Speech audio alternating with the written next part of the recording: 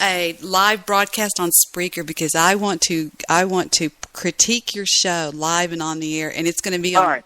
It's on Debbie After Dark, which is a very hidden show. Do you know what I'm talking about? Yeah. Am I on now or no? No, we're on now. No, yes, now we are. Okay. But we can always go on mute if we want to say things that we don't want anybody else to hear. So, Mr. Midnight Movie. I was going to ask you a question about yesterday. Someone called me and hung up. I did? I didn't. No. Oh, okay. You did? We sound like two crazy people. Okay. This is Mr. Midnight Movie here with Debbie Daly, and we are critiquing his show, which he knocked out of the frickin' ballpark tonight. Oh, I hate you. I'm so jealous. So you had the Jew, Brown Beasley, Mr. Solution, Pluto. Poverty Supreme. Oh, my God. You just hurt. My heart's hurting. Hold on just a second. I'm having Bill Wagner. Stop it. No, you didn't. You're lying. Yeah. Unfortunately, Bill Wagner got really nasty with Chad. I don't know why, but he got fucking just foul. Really? I don't know why. It was just it seemed like it was out of nowhere. But who knows? I don't know, but I have a saying here on the show when I say let's listen. That's sort of my cue to we're going to go to audio. I'm checking my sound settings. Okay, we're on the USB there and on the USB there. We're good to go. Let's listen. And that's where you see a huge difference in... Go back, Debbie. In that, and the fact... Like I said, the problem here is free speech in America is not allowed, particularly with regards to race.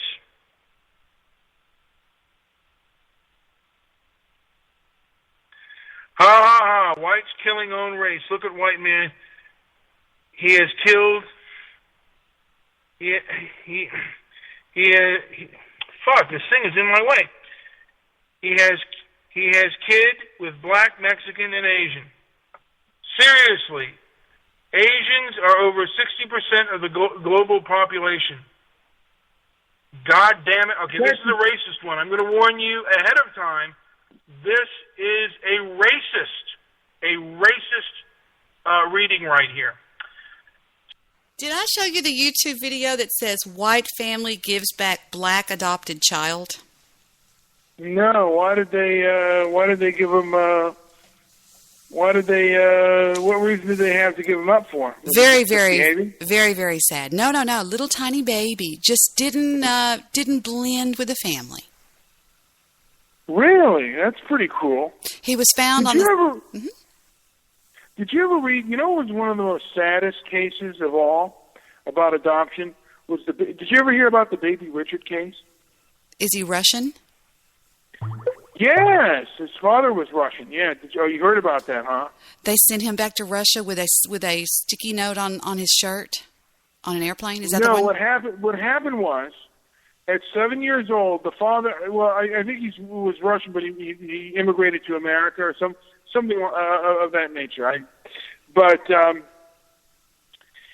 Baby Richard, basically, the mom gave him up for adoption, and then 7 years later, the father said that he basically never gave up his rights. Mm-hmm.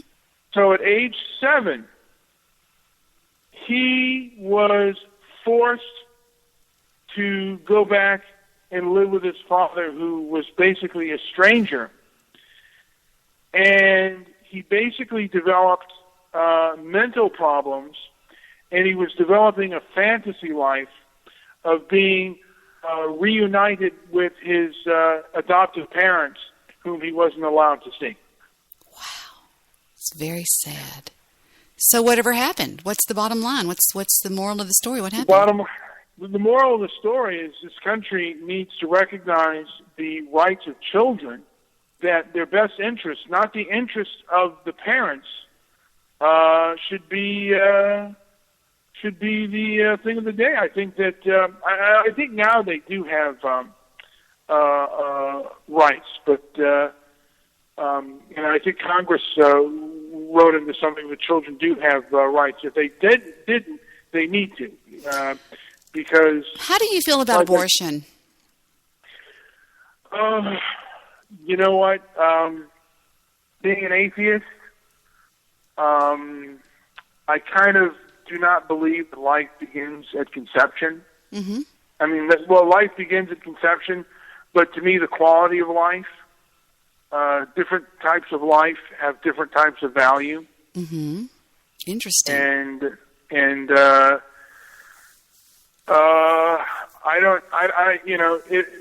first trimester, it certainly, I don't think it feels pain, so I really, I'm not against it, and I think sometimes it's a necessary.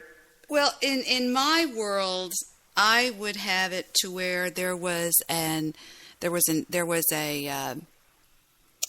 guardian ad litem for every mother who tried to have an abortion, and they had to go to a hearing, and there was somebody representing that human in her stomach, and let her give reason on why she wants to abort this child. Because, Mr. Midnight Movie, there are so many women out there that need adopted babies, that if you're going to be stupid enough to get your dumb ass pregnant, okay, all right, then by God, at least go through and, well, I don't want to get fat, I don't want to be pregnant. Well, then you should have kept your little slut legs together, right? You have the baby, put it up for adoption, and give it to somebody that, unless of course it's rape, but we're not talking about that. But I often believe that in another world that there would be a hearing, and she'd go, well, I just don't want to have it. Well, why? Because I don't want to get fat and pregnant. And the judge would slam the gavel down and go, nope, and send them off to some unwed mother's bullshit. You know what? My mother would agree with you on that. My late mother would agree with you on that. She believed that life, began at that life. She believed that once life was conceived, it was considered precious, and that was it. Yeah, I know. A lot of people on the internet have ragged on my own daughter for what happened in her case. Goofy Bone goes around saying that she doesn't know who the father is and all this stupid, crazy bullshit. But in fact, Heather was engaged to a fellow named Sean, okay? And she accidentally came up pregnant in February of 2009. And they went on, the wedding was set for August 15th. My former nanny flies in from Sweden to go to the wedding. Big deal, blah, blah, blah, blah, blah, blah, blah. And not 26 days after the wedding, they had it annulled because of his mother. It was a nightmare. Yeah. It was a nightmare of such epic proportion that I haven't even ever talked about it on the radio. I have a family member, a member of my family that married, that was, had a kid at 16, 17. Mm-hmm. And, basically they've been together now for over 50 years. And, at times it can, and it can work out, And, teenage pregnancy was a lot more common back in the day. Really? Oh, yeah. I didn't know that. I thought... Yeah, you didn't? I thought, didn't they just send them off to, the Gladney Center for Unwanted or Pregnancies or something like that? Or you got married a lot younger back in the day, too. And 100 years ago, 13, 14 years old, you were married. Marriage by love, and having a teenage life is rather something new. Well, I've often wondered why they made us, they used to say if you're old enough to bleed, you're old enough to breed and all that bullshit like that. Why did we start having our periods at 12 and 13? Yeah, well, that was I guess part of the, those are prime child, bearing years. Think about You know, this. women- Yeah, think about this. Think about this. It's like when we're born, and when I was 4 years old, they stuck a baby doll in my face. That was all I ever got for Christmas was baby dolls. I had to take care of the baby doll. My brothers were over there playing with all these badass things, Hot Wheels and you name it. And I had these babies, and I thought, this is weird. Even at a very young age, I was always very different, so to speak. And I was like, this is not right or whatever. But even but even at but even by nature, I think, and I could be wrong on this, but most women by nature, like if there's a baby around, women want to see that. Like if your friend has a baby, you probably want it to be there.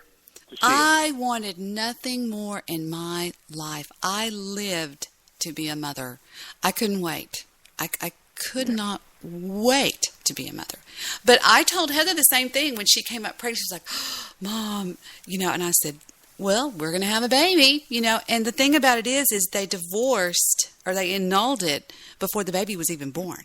Jet was born in December. They annulled it September 18th or something like that. Yeah. And, and speaking of a young age, it wasn't that rare to have, 12, 13 kids. I mean, well, my back mother came then, from a family of 11. My grandfather came from a family of 12. Back then, everybody had farms. That's all. Before the industrial age, everybody had a farm, and you had to have enough kids to help on the farm. Yeah.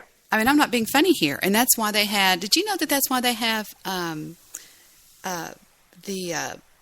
you turn back the clocks? No, when you turn back the clocks, so you can work work later in the fields and stuff like that. Yeah, and that's why we have summers off. I mean, we're still teaching kids by agricultural calendars, and we're not farmers anymore, and our IQs are a lot higher. Jewish producer and I did a show called "Is America Getting Dumber?" But the truth is, the average IQ before World War II was 80%. It's like I think 100 to 115 now. The people were a lot more ignorant and a lot more barbaric back in the day. I mean, even in your and my time, I mean, we saw some of the barbarity of the older generation. I mean, they used to they beat the shit out of their kids, and you better just obey. Yeah, but was that all that bad? I mean, don't get me wrong, people, I never got touched. I've never been spanked in my life, but I spanked my kids. I never raised a hand to them, but it was always, I was taught flat hand on the butt and give them about 3 to 5 good pops. And yes, I damn sure did. And my kids thank me today. At this day, they thank me for doing that. Yeah. Well, even some psychologists say that, a slap on the butt stops, disruptive behavior. And when a kid is losing or out of control. Well, I only reserved it for times when I would say, like, now, Heather, go to your room. And I heard, no. And I would say, excuse me? No, you're not the boss of me. And I'd be like, yes, I am the boss of you. And she'd be thinking the next time she did that, she wouldn't do that. See what I'm saying? Now, was there ever a belt no. range? Flat hand on the butt. If I even thought that somebody that I knew was beating a child with an instrument, I think I probably would have turned them in. Yeah, my mother was the same way, although my father hit me with the belt a few times. That's just cruel. I just think it's cruel. I'm sorry. So your father never, your mother never, well, you said your mother abused you, but your father never hit your brothers with the belt? I never saw it. The only thing I ever saw was my brother getting his ass kicked, fighting my dad. Did you ever fight your dad? Did you ever get mad at him? Did you know Stephen and Victor have done it? Both my brother and I went to blows with our father. Yeah. Stephen and Victor have done it one time, and it scared the ever-loving dog piss out of me. I mean, I thought, oh my God, because see, Stephen, as you know, I've told you 1,000 times, was Golden Gloves. Yeah. And Victor's just a badass. Victor outweighs Steven, but Steven's got more maneuvers on Vic. And they were actually, and besides, I thought they were going to tear up my house. I was going, oh my God, they were crashing everything. I was going, stop it. And finally Heather threw water on them like two dogs. Yeah. But no, Yeah. I've never been corporally punished. Did you ever get licks in high school? No, we didn't. We're not. In Texas, you get spanked, man. Hey, right? man, they had this thing called the Board of Education, and boys in my schools, in all schools around Texas, you would go to the school, and the dean would rear back a board, Mr. Midnight Movie, a board that had holes in it, and hit you on the butt. Now, did either one of your kids experience that board butting? Hell no. They got rid of it by the time my children were born. They didn't have it. Would you have allowed that to happen? No, absolutely not. I think that it was so cruel. I remember my boyfriend in high school. I had one boyfriend. I was only allowed to date when I turned 17. And right when I turned 17, I started dating a guy named Ricky, which I read a love letter about last night. And Ricky and I dated all through high school. Well, Ricky, I remember one time, couldn't hardly walk because of what he had done in shop class. He got sent down to the dean, and he got like 12 licks over it. And he was so bruised up. It was sad what they did to those guys. I had a friend in Catholic school, and he had just gotten his tonsils out, and basically he was, I guess, because people were being kind of nice to him, and I guess the nun didn't know that his tonsils had been out, and he was being kind of a smart ass. And the nun started kind of like beating him, and like usually you're supposed to stand and take it, and she like kneed him in the face, and the kid started like hemorrhaging. What? Damn, I believe it. Victor was raised in Catholic school. He said they were brutal. Oh yeah, They were kind of phasing that out. They had yardsticks that they would smack the backs of their hands with. Yeah. Sometimes they pull you off the where you were in the urinal and they thought you were messing around too long. They would pull you off. Now, are you serious? Now, that's horrible. Now, I ran track in high school, and if my track coach ever found out that we did something wrong, she would make us go run the bleachers. And I had to run the bleachers several times. Oh, shit. Yeah, that was horrible. We'd have to go up one and down one, up one and down, all the way around the stadium. And it was brutal. Yeah. And she'd be watching out of the corner of her eye, and if you would start walking or slow down, she'd take that whistle and go, and she would make you do it. It was horrible, but I don't give a crap. And you were one of the fastest girls. Like were you the fastest girl on the team? I was the fastest girl on the team, and I got pitted against the fastest boy to show up at the field house in my senior year to run against Jay Glover. Jay Glover was one of the fastest guys I remember ever. And they pitted me against him, and he smoked me. I wasn't even off the block before he was almost down to the end. I was like, God. The black guy? No, white guy. No, black guy. White guy. White guy. We didn't have any blacks. There was no blacks at my school. We had one black at my school. His name was Buster Washington. And he made Mr. Personality. He made like all around, the thing that you get, Yeah. Most popular. Now, when you ran track, did you run against like black schools and stuff? No. I was in a white district. I was in a white district, but I told you what happened at Texas Tech, remember? Yeah, you didn't do the pride of the race thing, Uncle Paul talked me into going to the field house. He had called the coach to let me walk on the team. I walked out there looking good, ponytail, everything, walked in that field house, and I saw black women with legs as long as my entire body, and they looked at me like, they said, oh, what the fuck is she doing here? They were talking shit behind my back and going, because I was waiting on the coach to get there, and I was going, God damn it, this is so embarrassing. And they were over there just, jacking around and stuff like that. And, hold on, Pumpkin Face is asking me something. They were doing this and doing that. I'm on the air. Okay, there. And I walked into that field house, and I said, I don't think so. Turned around. I'll never forget it, Mr. Midnight Movie. I walked out, got in my car, started it, and drove all the way over to my uncle's house. I mean, I lived at the dorms and drove over there, and I said, I couldn't do it. I couldn't do it. I mean, I thought to myself, I can't be on that team because they were mean to me. They were, maybe if, looking back, Mr. Midnight Movie, if I would have stayed and they would have realized that I was going to be on the team, they may have called me like the White Shadow or something. But no, it was all black. But they were big, mean-looking girls. Yeah, that gets intimidating sometimes, when you're playing sports. I mean, I couldn't imagine being... Well, and I don't think, like, if you're in the NFL, I mean, God, and today it's like, it's 90% black. I mean, you got to have a lot of a lot of balls to be a white boy there. Somebody hysterical is going to come on the call with this. You're going to love this guy. This guy is off the fucking chain. His name. Face? Yes. How did you know that? Well, because you were talking to him on Skype. Oh, that's right. Oh, okay. I'm just said this guy is wicked funny. You're going to love this guy. But I have a feeling that Pumpkin Face got some licks in high school. You want to make a bet with me? Let's see. Maybe. Well, you already owe me 3 steak dinner, so yeah, let's make another steak dinner. What? Who got a porn star on before you did, bitch?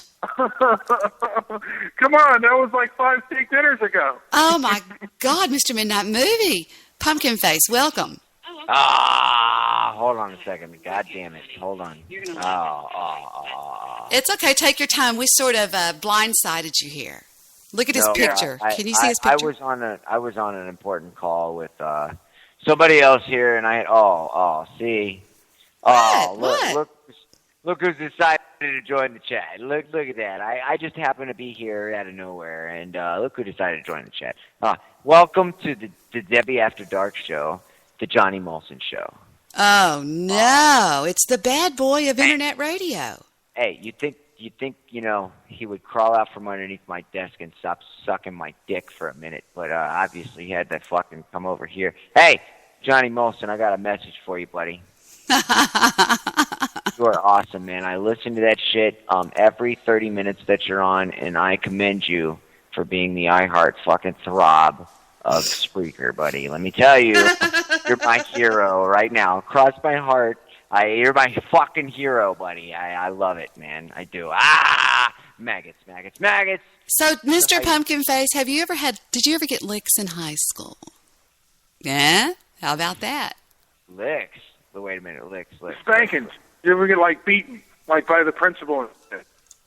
Oh, you mean like a fucking paddle, right? Yep. Does that sound better? Is that better for you? Can you hear me now?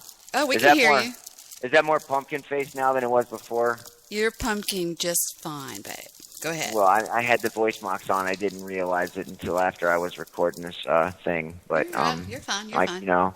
Wait, I need to give Guy Shay some content. So hold on, here we go. Guy, this is for you in 3, 2, 1. I love crack cocaine. Okay, here's another one. In 3, 2, 1. A lot of people call me insane. I don't know why. Here's another one. Guy Shay. 3, 2, 1. Johnny Molson? Oh, he can kiss my fat ass, bitch. Okay, go ahead. I'm sorry. I have to give Guy Shay some content. Just giving Guy Shay some content. Sorry. No. Guy Shay is hysterical.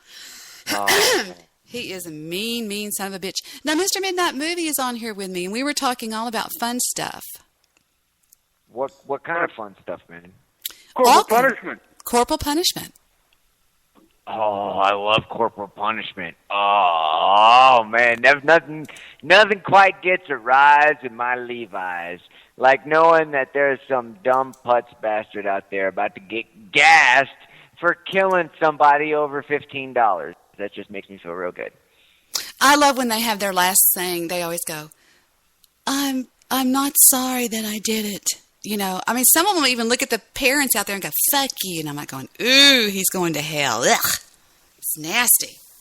Well, now. Well, I thought I said corporal punishment, not capital punishment. Oh. So we go there.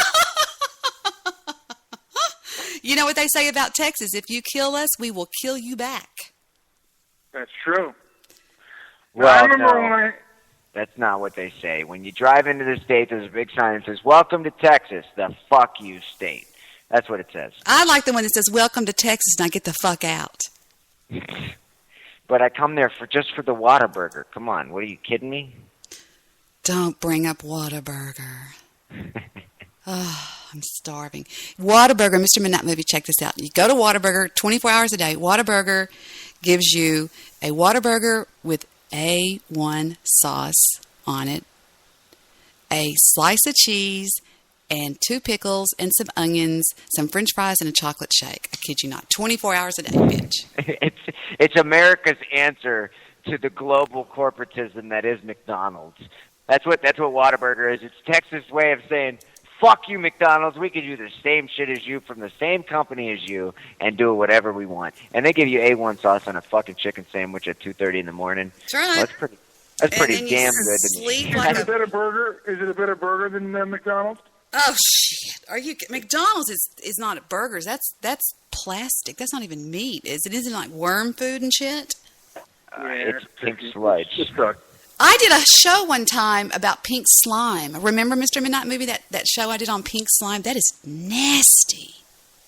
But I think they use pink slime for a lot of shit like that. No. It doesn't really. Chicken. If you eat chicken McNuggets from McDonald's, you're basically eating assholes and eyeballs is what you're eating. They take all the garbage left off of the animal, they mix it up, and they Wait. Hold on now. Some of us like assholes and eyeballs, okay? Maybe we like the scrapple. And you know what the real funny thing would be? I'm still going to get a fucking chicken McNugget at McDonald's sometime.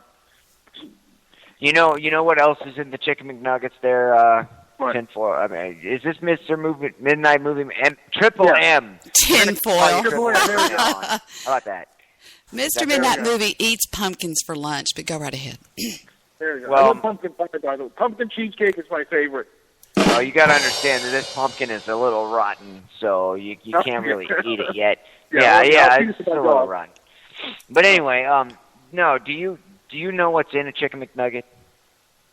Nah, it doesn't. And it doesn't really. If I did know, it really wouldn't faze me. I know how hot dogs are cooked, and it just No. Fuck all that other shit about hot dogs and don't dismiss all of the shit that you could say that is processed meat, and then go. Yeah. Wait a minute. They put silicone in their fucking chicken. No. Silicone, like the same stuff I caulk my windows with to keep the draft out during the winter season.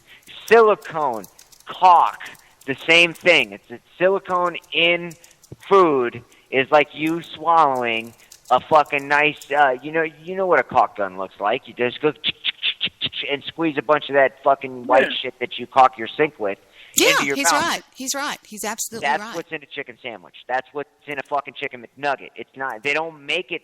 That's why that one time they got caught with a chicken head in that shit. They started processing all their meat. Next thing you know, it's coming from fucking I don't even know where it stands. And basically, yeah, that's what we're getting. You're getting processed chicken meat that's laced with silicone, and that's what makes it so good, man. Well, what have we here? It seems that off the AP wire, the Associated Press, 6 days ago, December hearing set for pink slime lawsuit. Oral arguments are scheduled for December in a motion to dismiss a defamation lawsuit over ABC News coverage of a meat product called pink slime. The lawsuit filed by Beef Product Incorporated was moved from June from a federal court to a circuit court. ABC is asking the circuit judge to dismiss the case. Dakota Dunes-based BPI claims that the TV network damaged the company by misleading. This is called cold reading, guy. This is what we do in radio. It's very hard to do. The lawsuit filed by Beef Products Incorporated was moved in June from federal court to circuit court. ABC is asking the circuit judge to dismiss the case. Dakota Dunes-based BPI claims that the TV network damaged the company by misleading consumers into believing that its signature product, lean, finely textured beef, is unhealthy and unsafe. It is seeking $1.2 billion in damages. How about that? What? Question, real quick, Debs. What? Where are you reading that from? This is a big deal in my world. I need sites. I need to know where you're getting it from. It's off the Associated Press, the API. Associated Press Right. said that McDonald's is about to get sued. And No, McDonald's has been sued. No. And then it's Hold on. for damages. McDonald's sued ABC for doing a report defaming their product and calling it pink slime. You didn't see that? What the fuck it is. It's horrible.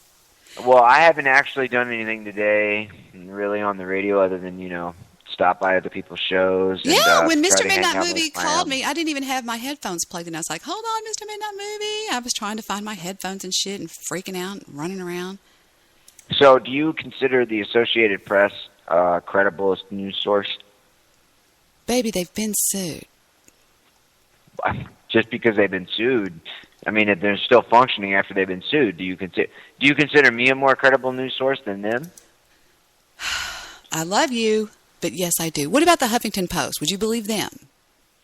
Well, what you got to understand is it's not just that. You have to go back into what they're saying, and you have to see where they're citing from, and then you have to see where that side is citing from. When I got involved with the Operation Occupy Wall Street movement last summer, was it Mr. Midnight Movie? Remember? Something like that. Yeah.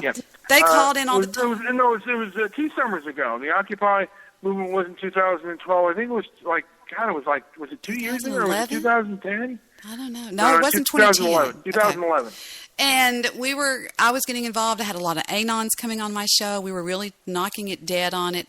They came at me with pink slime, and I did a lot of serious research on it, and then I did a show on it. And it was... Well, it's kind of like HARP.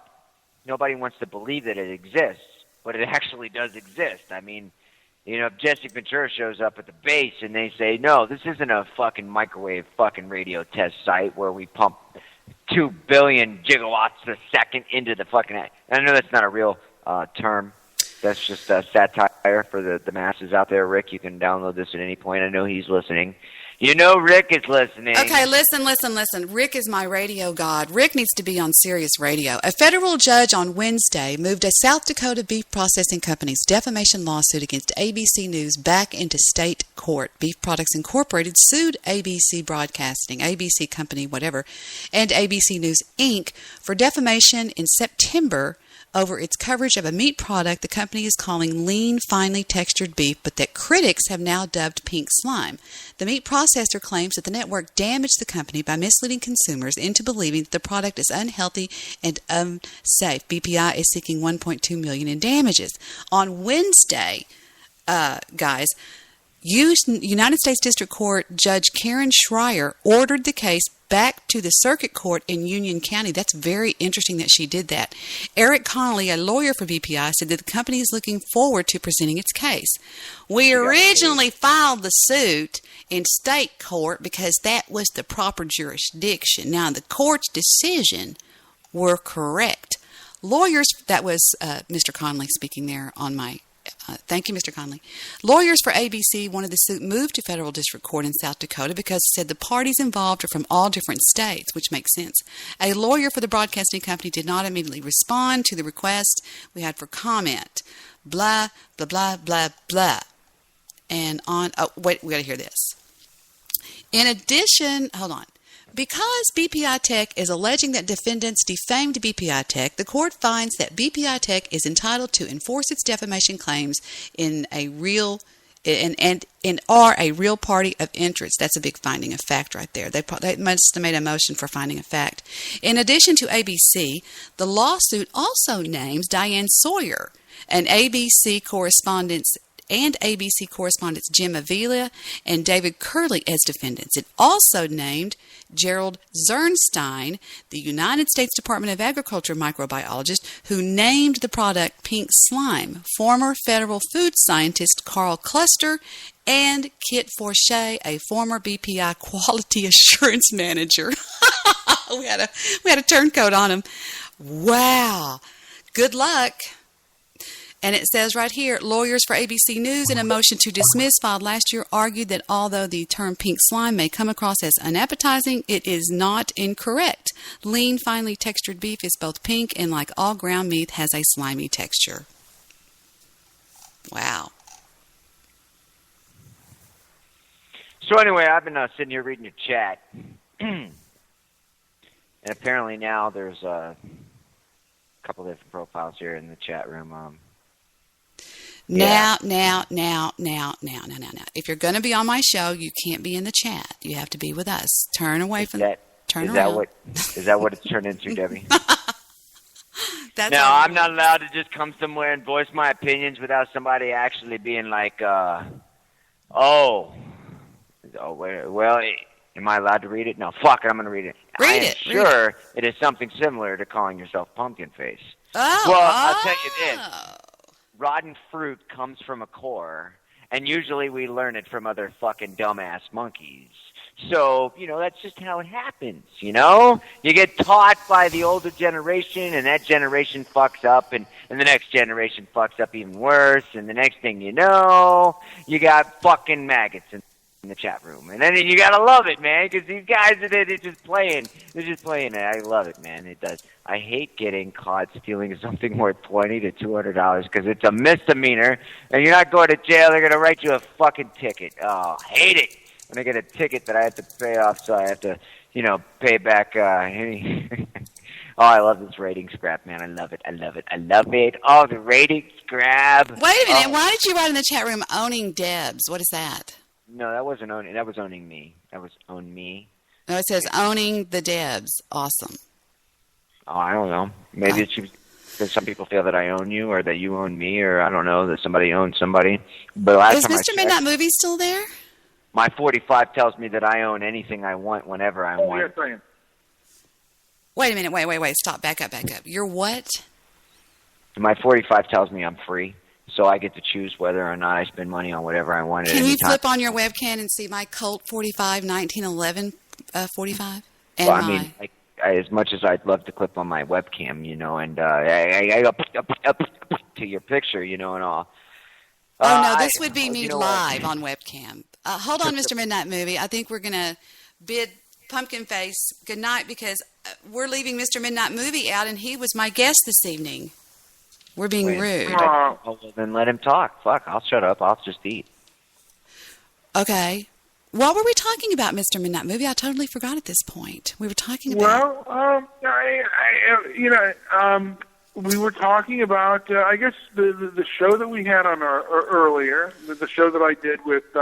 Oh, Mr. Midnight Movie knocked it out of the ballpark. We have a little ratings. This is our sweeps week, and we have a little rating thing going on. We were like the top shows at BTR, nighttime BTR, and now that I'm not on there, he thinks his shit doesn't stink. Yes, correct. His shit does actually not stink, Pumpkin Face. I want you to know that. So he probably takes that pill that makes your shit smell like cinnamon buns. Right. That's correct. But you got to go by. When you were on my show, were you like 45 minutes to an hour into it? Because the first half of the show, not so good, because it's just me bloviating and reading. And y'all want to hear BTR shows at their finest? Y'all want to hear this? Check this out. This was done. No, please. This was done 1 hour ago. Not BTR, please. Not BTR, please. No, God, no. This was done. Don't tell me, please. God. Not BTR, please. Please, I'm begging you. I'm begging you on air. Read me a poem from Shel Silverstein. I think that I shall never see a poem as Hush Pumpkin, so we can listen to this. Okay, here we go. This is BTR at its finest, broadcast an hour ago on the Mr. Midnight Movie show named Inflammatory Talk.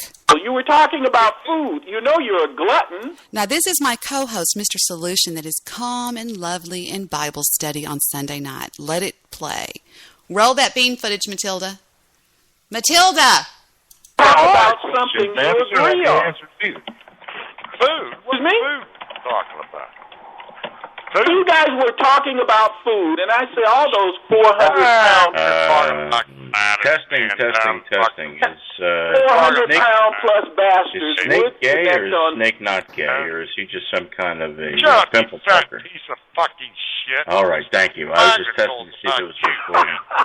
Thank you very much. I thought it was recording. Let me say this. I pronounce this fucking conversation hopeless. Oh, my. Yeah. BTR is full of love, as you know. Yeah. All love each other. God damn it, microphone. Come on. Can you hear me now? I can hear you. Hold on. There we go. We're full of love at BTR. Everybody over there just is We call it the Love Network, in fact. Oh, it's hysterical. Come Dumpster Radio. Pumpkin Face. Right. Come Dumpster Radio. You know, I explored many, many options. And I may be quoting a good, well, maybe not a good friend, but a friend of mine that I had met recently that I consider a good friend because he's got a head amongst him, but he said it himself. He said, I explored as many options as I could, and I listened, and before I started broadcasting, I found out where the hip place was and where the place was and what was what and who was actually saying and doing what before I ever decided to dabble in the whole turning my mic on so that other people can listen to me be a dumbass, because I already knew that I was funny. I just needed to figure out exactly how it was to lay out in this bowl of rice. That's awesome music behind me, Debs. Thank you for the fucking SFX cue. And the first time I had met Debbie, we were at a $20 an hour motel. What? Stop. And I was cutting out lines of... like, let me mute it. Prank call. Mr. Midnight Movie, stop. You need to take Rolaids or something. That's horrible. I'm sorry. Go ahead, Pumpkinhead. Pumpkin Face. I'm sorry, what? Did you just what was I saying? Did you just take a hit off of a blunt? I'm eating a bowl of rice. Mr. You know Midnight what she's Movie. thinking about? Shit, hey. That's right. If she smokes weed, you're all right by me. Weed. Okay, let's go back and listen to a little bit of that love session over there going on with Mr. Midnight Movie. He is playing host to, number one, the Skype Assholes, which are a team of former CIA agents and what do you call the people that watch the president? Wait a minute. Hold on, Debbie. Do you really think that there are CIA agents out there that have no fucking anything left to do other than fuck with people like me and you on Spreaker? No, I'm telling you the truth. These guys are known as the Skype Assholes. They are former Secret Service. They're for sure. And Pluto is the one talking. Pluto is an actual rocket scientist. He actually works at NASA. He is, isn't he, Mr. Midnight Movie? Well, yeah, but Snake was talking. Yeah, Snake's the meanest one over there, and I am one of their babies, is what they call me. And he's got the Jew. I'm still missing where they're. I mean, like, seriously. All right, wait. Who are we talking about here? The Skype Assholes.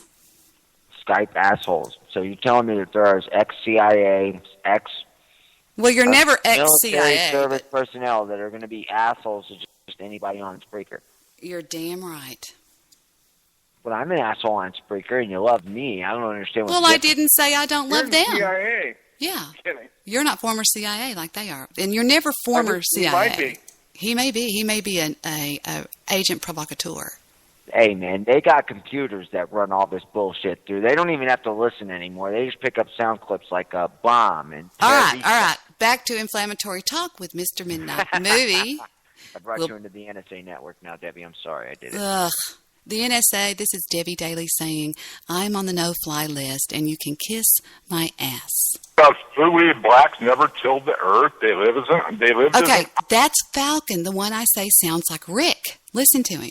Wait a minute, you dumb bastard. Have you ever had an independent idea about race? Always curse. What is the cursing rose for an hour.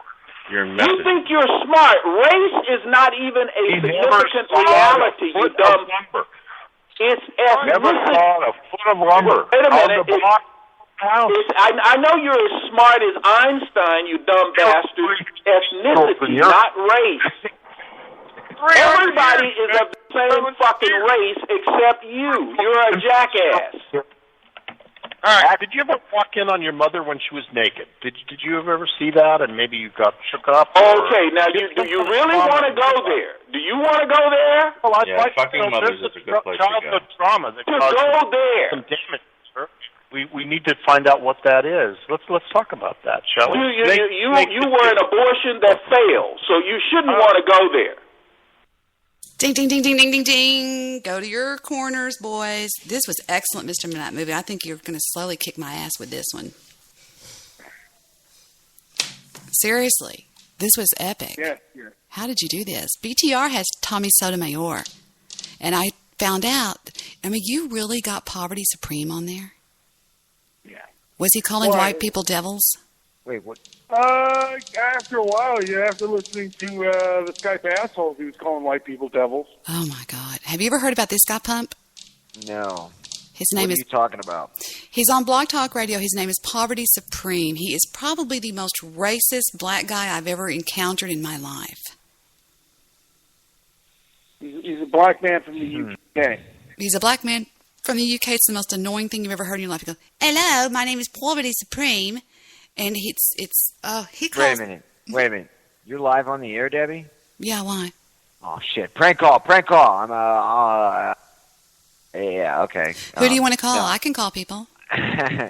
No, I just wanted to know what you were listening to, because it just sounded like somebody decided to fuck the backside of a turkey and nut in it and then feed it to their family. I just don't understand what you were listening to. It was great. You should do that. That is the best thing you can do for ratings. For Thanksgiving. Yes, exactly. For Thanksgiving. Exactly. Who needs ratings, man? If people are going to listen to you, they're going to fucking listen to you because you're great. You don't need to fucking come up with concoctions and schemes to make ratings. You're just great, so people listen to you. I don't understand Back to why. the show. Thank you, Pumpkin. And you're the son of a fucking jackal. You don't want to go there. I cannot believe Mr. Solution. He's gone rogue. He's son of a fucking jackal. Did he say fucking, Mr. Midnight Movie? Yes, he did. Wow. And you call him the C word, don't you? Not today, I did. I did not call him a cunt. I did not call him a cunt today. Well, I usually call him a mother's cunt, but not today. Oh, dear. Yeah, yesterday. Us from Blog Talk Radio come over here knowing how to fight. We're the street fighters. I'm sorry. Go ahead, Pump. Oh, come on now. I got told on Skype that I own Johnny Olson or Molson in the chat room of Jay Sands tonight. What I'm saying is Johnny Molson did that to everybody, so don't fucking feel so goddamn special sometimes, honey. I don't feel special, and I don't want him to special either. He did it to your mom before she came on. I mean, I don't know where this guy came from. It was like fucking Mars or something. But at least Lester's funny with that whole, ear finger thing. That shit was hilarious. That was great. I'm the one that came up with how many times have you heard me say, Mr. Midnight Movie, stick your finger in your ear, and what feels better, your finger or your ear? That's what feels better in sex, boys. No, you didn't. No. Ask Mr. Midnight. Would you like to hear audio of me over 2 years ago saying that all the time? Well, where's your ears up, Debbie? Come on.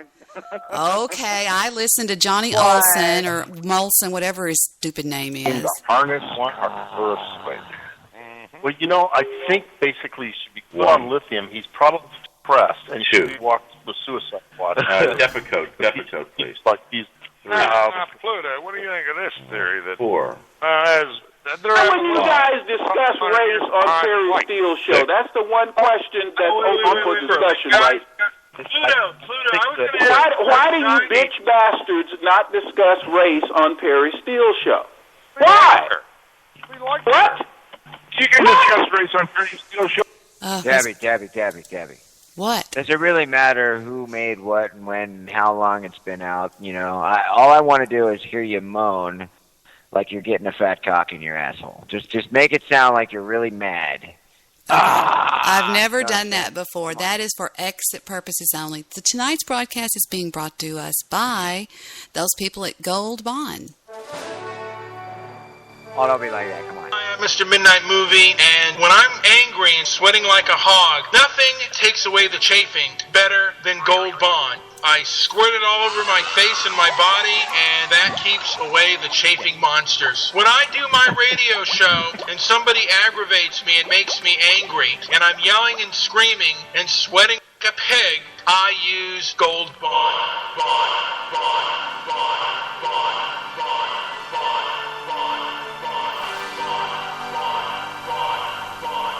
Side effects include, but are not limited to, joint pain, nausea, headache, or shortness of breath, muscle aches, rapid heartbeat, projectile vomiting. I get it. I'll calm down. I got it. Do not operate a Boeing 747 jet while taking this medication. If your hair begins to smell like burning tires, please move away from any buildings or populated areas. May cause stigmata in Mexicans or visions of the Virgin Mary to appear in treetops. I am a married woman. I don't do rectal, anal, whatever y'all call that nasty thing. I don't have to. I had a C-section. Drum-ching.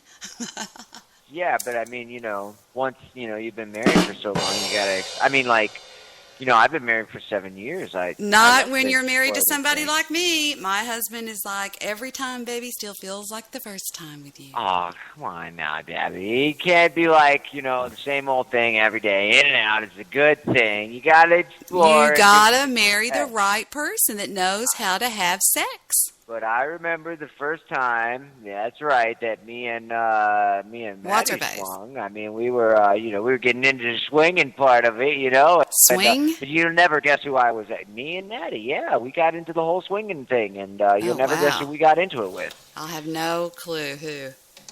Fucking Dino and his old lady, man. I mean, they got 4 kids. They got to get tired of each other after a while. So the next thing you know, we're out in the woods, and I'm like, hey, Dino, maybe we should go check on the ladies. You're lying your ass off.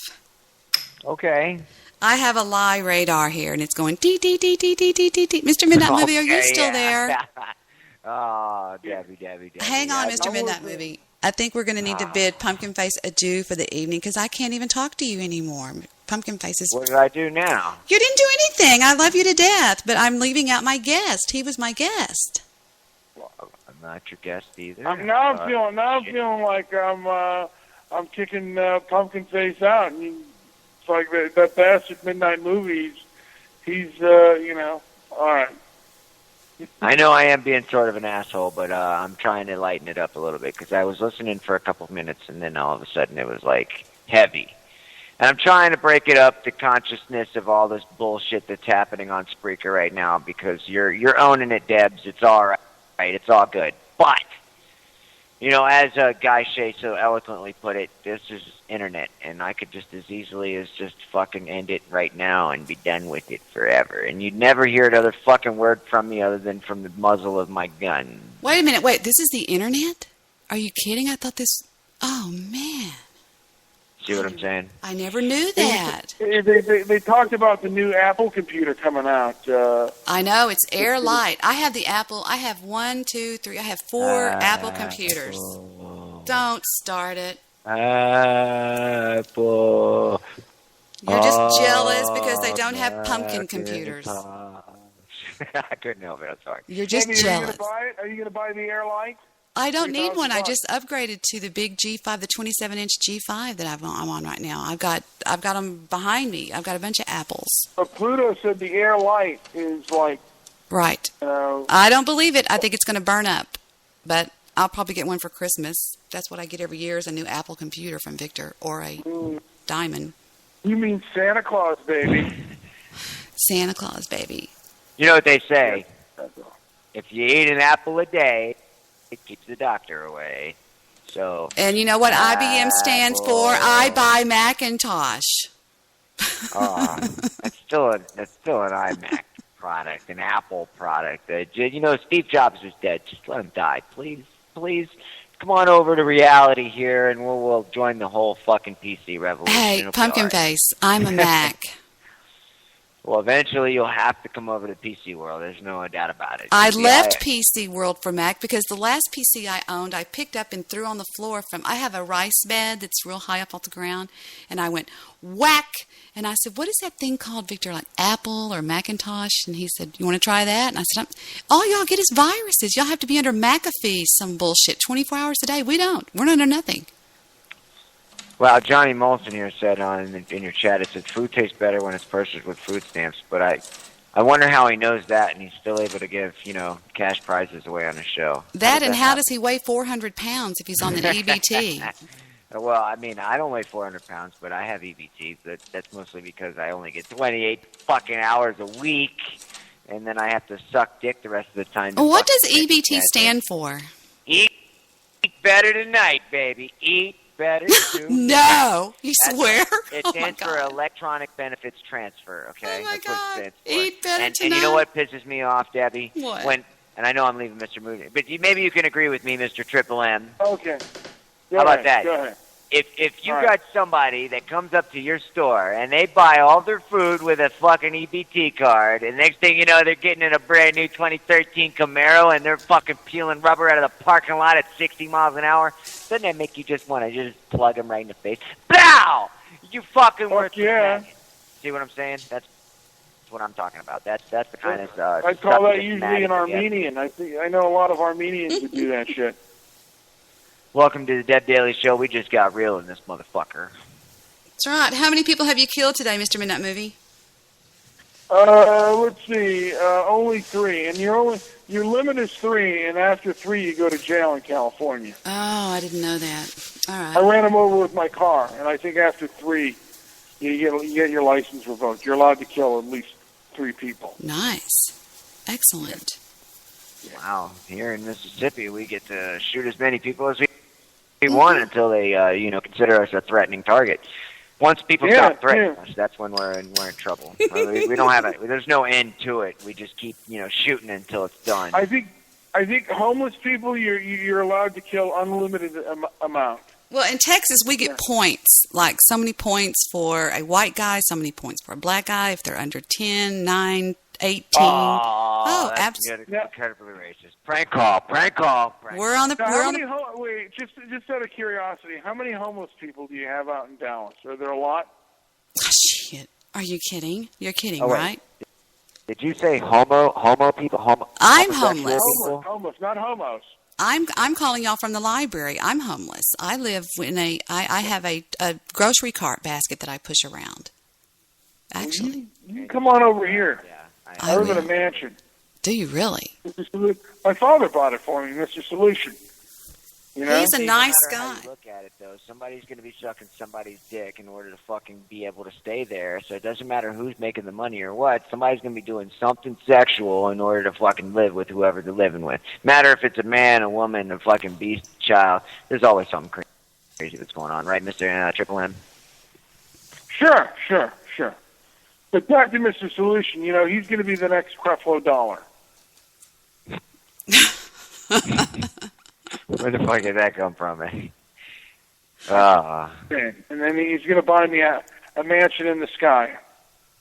I used to get prank calls on BTR from a guy that was known as 213. That's all he was known as, is 213. He was called the Ghetto Capitalist. And he would call me, and one time he said, Debbie, are you having your Bible study tonight?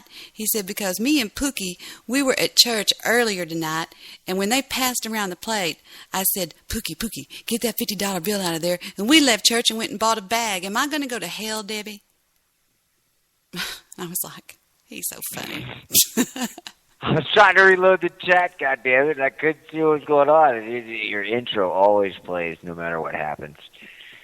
And if you would just so graciously take that shit off and just forget about it, that would probably be the best thing. But, who am I? I'm just rotted fruit. Now, in California, you're only allowed to firebomb 4 churches. 4 is your limit. After that, you're gonna get in trouble. Does a busload of nuns count for so many points with you guys? Because I've knocked off 3 busloads full of nuns going to the casinos down here. Myself, I'm the one. I did it. Listen, every time you're doing that, you're taking good escort prostitutes out of our fucking system. And guys like me, we need escorts to come over and rub their thighs on our fucking ball sacks so that we can get it on with our wives later on that night. Yeah. You know what I'm saying? So... No, I don't know what you're saying. You're killing innocent prostitutes. That's what you're doing. I am one of those. I'm one of those women. 4 crack whores. 40 crack whores. That's your limit. We have no limit on those. No limit on those. We collect them like food. That's Texas. Yeah, that's Texas, though. Yeah, we're pretty tough down here. We call ourselves our own country.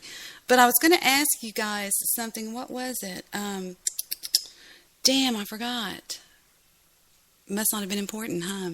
So, no, over on Blog Talk Radio, after I did my first webcam show, they started saying that Debbie was one of those women that are over 40 but have maintained her figure, her look. I mean, I'm one of those women that is just obsessed with it, Why does that matter? It matters at your conscious level. Because I'm homeless. No, because all men talk about on the internet is looks. Is it not tits or get the fuck off? No. Yeah. I don't have tits. Anyway. That should be the law. You can talk about, here's what I think is funny. You can go into a chat room and a man will be in there just bashing a woman over and over. This, that, oh, you're this, you're that, you're this, you're that. Well, let's take a look at him. Okay? Let's see what he looks like, because that's all the internet does is they bash women over their looks. Wait, you think I'm bashing women over their looks? Not everything's about you, Pumpkin. Okay, Mr. Triple M here. Are you bashing women over their looks? I bash women over their looks, over their attitude. I just bash them. Yes. Now, that's a good point, but at the same time, I bash my wife, 2 or 3 times a day, but she likes it. You know what I'm saying? She likes it like that. So what am I supposed to do? If she likes to be treated like that, if that's what the fantasy is, hey, let's do this. As long as it keeps the marriage together and we can continue to perpetuate love, what difference does it make? Yeah. Because you know what you tell a woman with 2 black eyes, right? You know what you tell her? What? Nothing. She's already been told twice. Oh, God damn it. That's horrible, Mr. Midnight Movie. Damn you. Yeah, horrible. Rabble. Women, equal rights. Yeah. Fuck equal rights. I make sandwiches, okay? I'm not as good as any man, especially Johnny Olson. Oh, come on now. Stop making my dick hard here, okay? It's time for Pumpkin Song. Take it away, Pumpkin Song. Take this shit back. Take this shit back. Take this shit back. Take this shit back.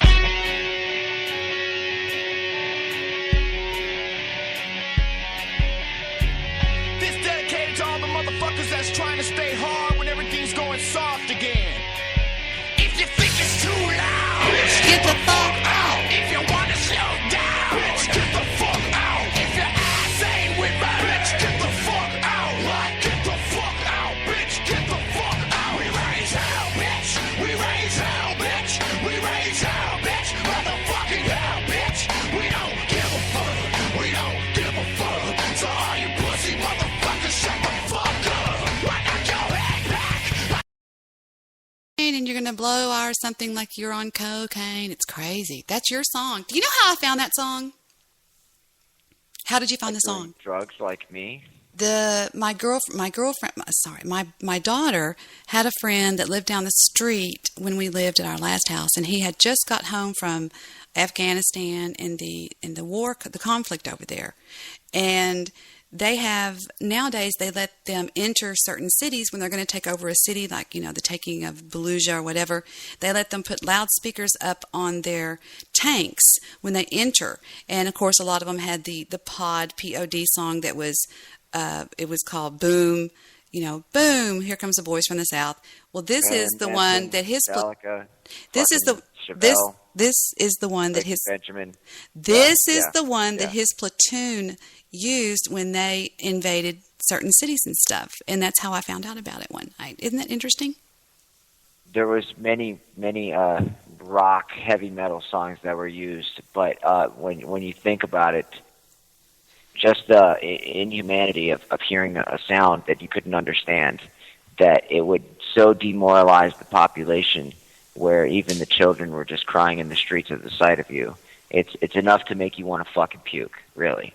But not to that's pretty much what happened. And the reason I bring this light to this side of hell is because sometimes in life you don't want to remember that shit, and unfortunately it's how it happens. So sorry, Dabs, I didn't mean to break that out, but really, my father would not even talk about the last year of Vietnam in 70-something, 74, 70. And that's because your father was a product of a different generation that didn't use any ultra alternatives to try and inhibit what the fuck is going on in your brain. You could just suppress it and it would be okay. And it's just not how it works nowadays, because it's all about letting it out and paying a therapist and eating this pill and doing that. It's just all fucking political bullshit that makes you want to fucking just go nuts. But you're not going to do that because you're a fucking normal, patriotic American citizen, right? I guess. I don't know. I am. But, you don't know? Mr. Midnight Movie, are you there, dear? I feel so horrible. I feel so guilty. No, don't feel it. I'm listening. If I were pissed, I would just say, I wouldn't say anything. I just, I wouldn't. Nothing on this air pisses me off. After being with Mr. Solution, and him berating me and buffooning me. Oh, unbelievable. Unbelievable. Y'all wouldn't believe this guy, what he does to Mr. Midnight Movie. Well, Triple M, do you have any opinion on what I'm saying whatsoever? I'd love to hear it. I mean, that's why I'm here, me? right? About what you were saying about the difference in how I guess people handle. He's talking about post-traumatic shell shock, post-traumatic stress syndrome. What was that? Post-traumatic stress syndrome? Yeah, I don't know. I haven't been through it, so I wouldn't know anything about it. I've had I've had post-traumatic stress, but it hasn't been through war. Seeing my mother dead on a gurney was pretty stressful. Like pretty shocking. But other than that, I don't want to put anyone down or talk down to anyone ever. But let me break the crayon box down here. That means he's going to. Go ahead. Basically, have you ever seen a child cry? Sure. A child that you care about cry? No. You've never seen a child that you care about, family-wise, cry? Children. But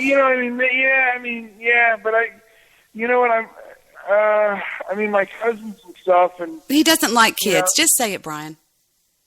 Okay, I'm going to be honest with you. I don't like children. There you go. I don't dislike them, but I don't want any of my own, and I try not to keep company with them. Then I guess there's no point I can make until you've found that center. That's all. I mean, it's hard to relate. It's hard to relate with somebody that doesn't have kids, because that's pretty much what I'm fighting for. I'm fighting for the future of my kids here. You know what I'm saying? I hear you. I mean, I don't dislike kids. I just don't want any of my own, and and sometimes I enjoy their. Hey, I respect company. that. I respect that more than people that do it for their moms and their dads, and because when am you going to give me a grandson? And they go and have them, and they can't stand them. You know what I mean? My parents never did and that. I would, if I had a kid, I would do right. I would do my best to do right by it. I'm sure you would. You're one of the best guys I've ever not met on the internet. There we go. He definitely is. Definitely is. Great guy. I don't keep company with people unless I think they're quality, regardless of what the idiots are saying. Oh, she's a bad person. You just have to know. Just wait. Just wait. Well, what has she done?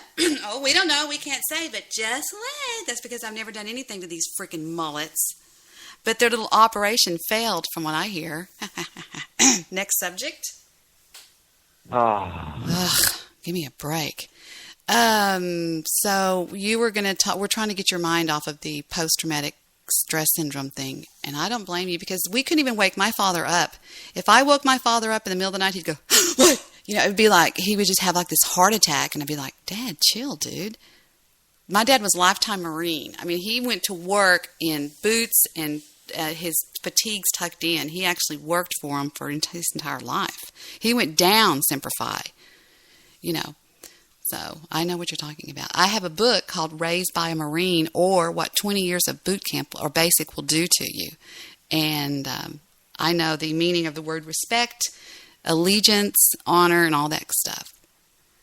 Did you ever get put through a wall? No. My father wasn't violent. I was the apple of my father's eye. Put through a wall. Now, Just a thought. My father was the kind that would say, he would take his two fingers and he would point to his eyes and he'd say, right here, Deborah. And anytime I talk to anybody, I always stare them straight in the eye. I know what respect means. I was raised in the Marines, practically. I mean, my father raised his children just like we were. He was one of the quickest persons to go to a drill sergeant, in his whole his whole platoon thingy. He made drill sergeant just like that because he was such a badass. One time he told a guy, please do what? This is my show. I'm just talking about what I want to talk about. What? I understand that, but just please don't put thingy after the word platoon. Anyway, okay. I'm sorry. I'm not a Marine, okay? Just a small little all I'm saying is that my dad was such a badass that one time there was a guy in morning thing, whatever you call it, the lineup thing, chewing gum, and my father had him dig a hole, bury the gum, and then the next day he had to find the gum and chew it for the rest of the week. And if anybody saw him without chewing that gum, and I guarantee you that worked. He never chewed gum again. He caught my younger brother smoking cigarettes one time and made him sit and smoke an entire pack of cigarettes in like 30 minutes. I got a carton and a fucking liter of Jim Beam. What do you mean? What do you mean? I mean, like, I got caught drinking and smoking, and my parents made me drink sat down at the table with me one night and said, "You're going to smoke these cigarettes. We're going to sit here and play 5-card stud, and you're going to drink every time you lose the hand." And I lost every fucking hand. I puked 3 times. I didn't want to drink like that ever again. I mean, my father was from the old school. He believed that the women raised the girls and the men raised the boys. And my brothers were never allowed to do housework because he thought it would make them gay. And I was never allowed to do rough, sports and stuff. I'm one of those kind of people that can't catch a ball and stuff like that. I'm like, eek a mouse, but, That's an extreme different view of where I came from. I came from that everyone was equal and you were all fucking truly maggots and the only thing that you had was this and that's what you were going to do. And I did everything for all of my brothers until they were of age. And then they did shit for me because I had to assume that role from him. He actually made me do that shit. But at the same time, we were from fucking 3 different families. So it was really confusing at all times. But that didn't stop it from. And how were you raised, Mr. Midnight Movie? What was your concept of when you were growing up? How were you raised? I was raised by a loving mother and a very narcissistic father, and I was very into equality in high school. As a matter of fact, when I ran for ASB president, I ran on the ticket of allowing females to wrestle. I wanted a female wrestling team, and I was very passionate about that. So you don't see much difference in guys and girls and guys, right? I did. That's why I wanted a female wrestling team. I thought it would make profit for the school and be equal for the women. Have you ever studied the book Men Are From Mars and Women Are From Venus? That guy is a homosexual. No, he's not. That guy spent 24 years of his life doing nothing but interviewing over 15,000 women and 15,000 men, and he compiled this book to explain to the world the difference. It's still on the New York Times bestsellers list as one of the top-selling books of all times, and it is what I believe every high school senior should be forced to read because it tells. Mm-hmm. And I You're think probably very right. But did you ever see when Saturday Night Live did basically lampooned him? No. What did they do? Oh, he has a funny voice. He has a horrible voice. He was really fruity. No, he's not fruity. He loves women, but I believe that you can have a freaky kind of a gay voice and not be gay. Just like Jewish Producer. Jewish Producer has a freaky gay sounding voice. Yes, he does. I remember when they made fun of him when they lampooned our show. Oh, it's the best show y'all ever did. That was they did these two guys on Blog Talk Radio did a spin-off of Mr. Midnight Movie and Jewish Producer. It was great. It was excellent. They were making fun of Mr. Midnight Movie and Jewish Producer, and they did a very good job. It was hysterical. Who did it now? Well, just take a listen to Mr. Midnight Movie offers solutions to white guilt at Forever 21. This is Mekazawa, which I'm sure some of you have met Mekazawa here on Spreaker. Mekazawa and Flavored Cactus, their impression of Mr. Midnight Movie and Jewish Producer, and they nail them to the wall. Take a listen. Come on. Anytime, boys. What's going on, Mr. Midnight Movie? What say you, Flavored Cactus? This is Jewish Producer. Oh, I'm sorry, Joey Joe. Yes. We're broadcasting live from Forever 21. We had some inspirational quotes from Joey Joe earlier, praising his Lord and Master, Hitler. That was you. Flavored Cactus nails Jewish Producer. Jewish Producer's going to kill me. Jewish Producer is just... I can't stand it. This is me, Jewish Producer. He talks real low on the show, and then Brian is this bloviating truth clown that comes on there and just... Yes, it's very possible because KDD shops at Forever 21. And we were informed by her girlfriend, Ashley 57, that she would be getting finger back there. Oh, they were horrible. They were horrible. They nailed them, though. It was great. I kept it. I'll never get rid of that. Are you kidding me? That was greatness. Absolute freaking greatness. Oh. Did you know we called Perry Steele the other night? And oh, no, that was you that had a Perry Steele off. Have you ever heard of Perry Steele from Blog Talk Radio? Did Pumpkin hang up?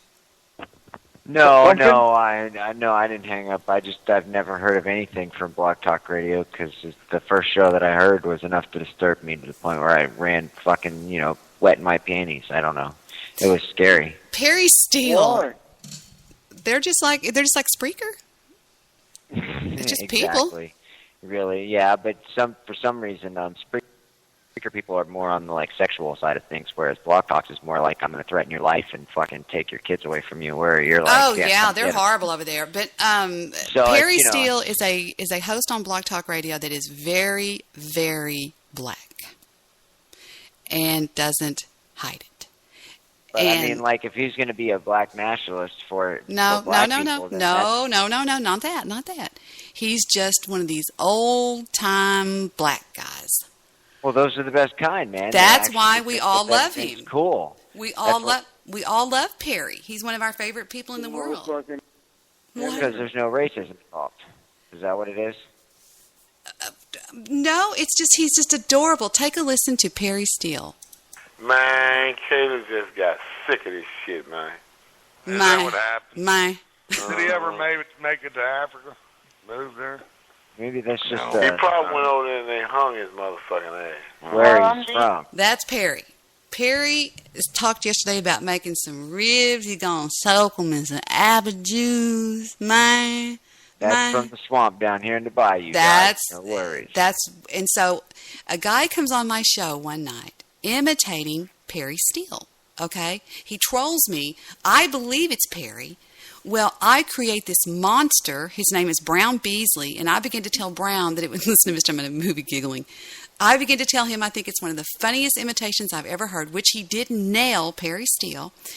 And so he's now taking it to the other limit, to the other level. And from what I understand on Mr. Midnight Movie Show, they actually called Perry Steele, and it was a Perry Steele off. Have you heard about that? No, but I heard that somebody trolled your station, acting as me at one point. So you? Yeah, somebody said that they heard. You sound a lot like Bill Wagner. Oh, absolutely. You are Bill Wagner. Me? Was Bill Wagner on your show tonight, Mr. Midnight Movie? Yes, he was. I want you to hear Bill Wagner, Pumpkin, and tell me what you think if you don't sound like this guy. He's not on till the end. Oh, okay. Okay. The very, very, very end? Oh, well, he was on Okay. Yeah, he went on like You can even use the N-word if you want. You bitch. Put him on mute. Yes, Brian. There he is. Brian. Yes, Brian. God, we're homo. You know all these bitches are going to do is interrupt. They can't listen. They're brain dead and retarded. There, boy. That's not Pumpkin. That's Bill Wagner. It sounds nothing like me. Oh, horse feathers. It sounds exactly... It's a compliment. He's got a wonderful radio voice, which I agree that you do, too. Just said was this homosexual asshole, and he's probably got a dick in his mouth right now, and his ass. Mr. Solutions, my Bible study co-host on Sunday nights, every Sunday night here on Spreaker.com. Wow. Yeah, these guys sound like they might be a little homophobic, and they might be a little scared of being ridiculed. I don't know. Maybe that's just me. But do you not agree? Does anybody out there that's listening, even in the archive 5 years from now, doesn't it sound just like Pumpkin Face? I love it. It does. It sounds just like you. And that's a compliment. Oh. The point I was making if you were listening to the Grease I Man, agree that maybe. the government is the common denominator in the problem. They should not be subsidizing bastard children for any ethnic group. They're their own aggrandizement, self-aggrandizement. That should be taught. Man, there's so many people on your call, Mr. Midnight Movie. You had horrible audio problems, didn't you, dear? Just once, just for a few minutes, but it didn't end up that way. I mean, it See what happens, man? You don't even turn this Blog Talk Radio into Africa. That's Falcon, the one I said that Rick sounds just like. I'm sorry, Rick sounds just like Falcon. From Jamaica, Wagner. Go ahead, Wagner. Get it out. So let me ask you a question there, black guy. And first of all, this, who's the dude talking, the young punk that got Poverty Supreme. The guy that used to come on my show all the time. Chad. His mother, Chad. You know, your own mother covered you with a sheet and tried to supplicate you, a white sheet, okay, and tried to raise the demons out of you. Wow. Yeah, that was pretty cruel. I was like, what the hell was that all about? I want to hear some of some of Poverty Supreme. I mean, you go into, see, the problem with them, you can't tell what the neighborhoods are. You know, Yeah, thank you, Skype asshole. Just hold on. I'm just going to put you in. Why don't you put the Skype asshole on mute, Brian? That was Jewish producer who's this black gentleman talking? Homosexual. This is solution. Foreign objects. They did the same to her. They gang raped every orifice of her body. Finally poured bleach down her throat to hide traces of the DNA, and then buried her alive in plastic trash bags. Who did that? That was the Knoxville case. Wow, that's horrible. Did that really happen? Yeah. Wow. Was that white on black crime? I mean, excuse me, black on white crime? Are you serious? Yeah. Oh, my Black word. on white, yeah, Knoxville. Wow. What happened to the people in the case? They got charged. I don't know if they got charged with the hate crime now. Wow, that's amazing. That's horrible. But there was not a lot of media coverage over that because of course not. White guilt. No, they won't. White guilt prevents the mainstream media from exploiting black on white crime. Yeah. That's fact. That's not racist. That's fact. Yeah. Absolute fact. Wait. What? The mainstream media has selective outrage when it comes to race crime, and hate crime. Yeah, hate crimes. So you're saying the mainstream media wants to promote hate crimes more than they want to just promote any crime? No. What we're saying is the mainstream media, which is, of course, your big ones, Fox, ABC, NBC, they drum down and play down black on white crime. You don't even hear about it. Like, for example, did you ever hear about the Bixby Knowles case? They only really promote a crime that they want to promote. The big crimes that happen in movie theaters where mass killings are happening. I'm going to let Mr. Midnight Movie handle this with you. Well, I mean, just from what I see on the news nowadays, I don't see anything that has to do with small hometown shootings like happen around here. And I'll tell you this, if they did, they would have picked up 2 or 3 No, we're not talking about that. We're not talking about that. We're talking about black on white crime, race crime, hate crime. That's the biggest hypocrisy in human history. Hate crime is like saying that I hit you in the head with a hammer because I hate you, but it's not because you're white. Okay, all right. Then let's word it this way. We're talking about, how about this, black on white crime being drummed down by the mainstream media, which it is. Fact. But what you're saying is that you don't have any. What you're saying is that there are more crimes that are happening because black people hate white people. I didn't say that. All I said was mainstream media does not broadcast. They drum down and play down black on white crime when they're reporting things. They report more on the white on black crime. Can I ask how you know this? It's a fact. Mr. Midnight Movie? Well, I can, you just, point to the Trayvon Martin case and the Knoxville case. What about those two specific cases, though? Let him talk. What's that? Okay, and also, you have all the media coverage about driving while black, which many studies have shown that it's a crock. But you have all these cases of black on white flash mob violence that is throughout the country. Colin Flaherty wrote a book called White Girl Bleed a Lot, Now tell me And, why. But how many years? During the Halloween of Bixby. Say it one more time.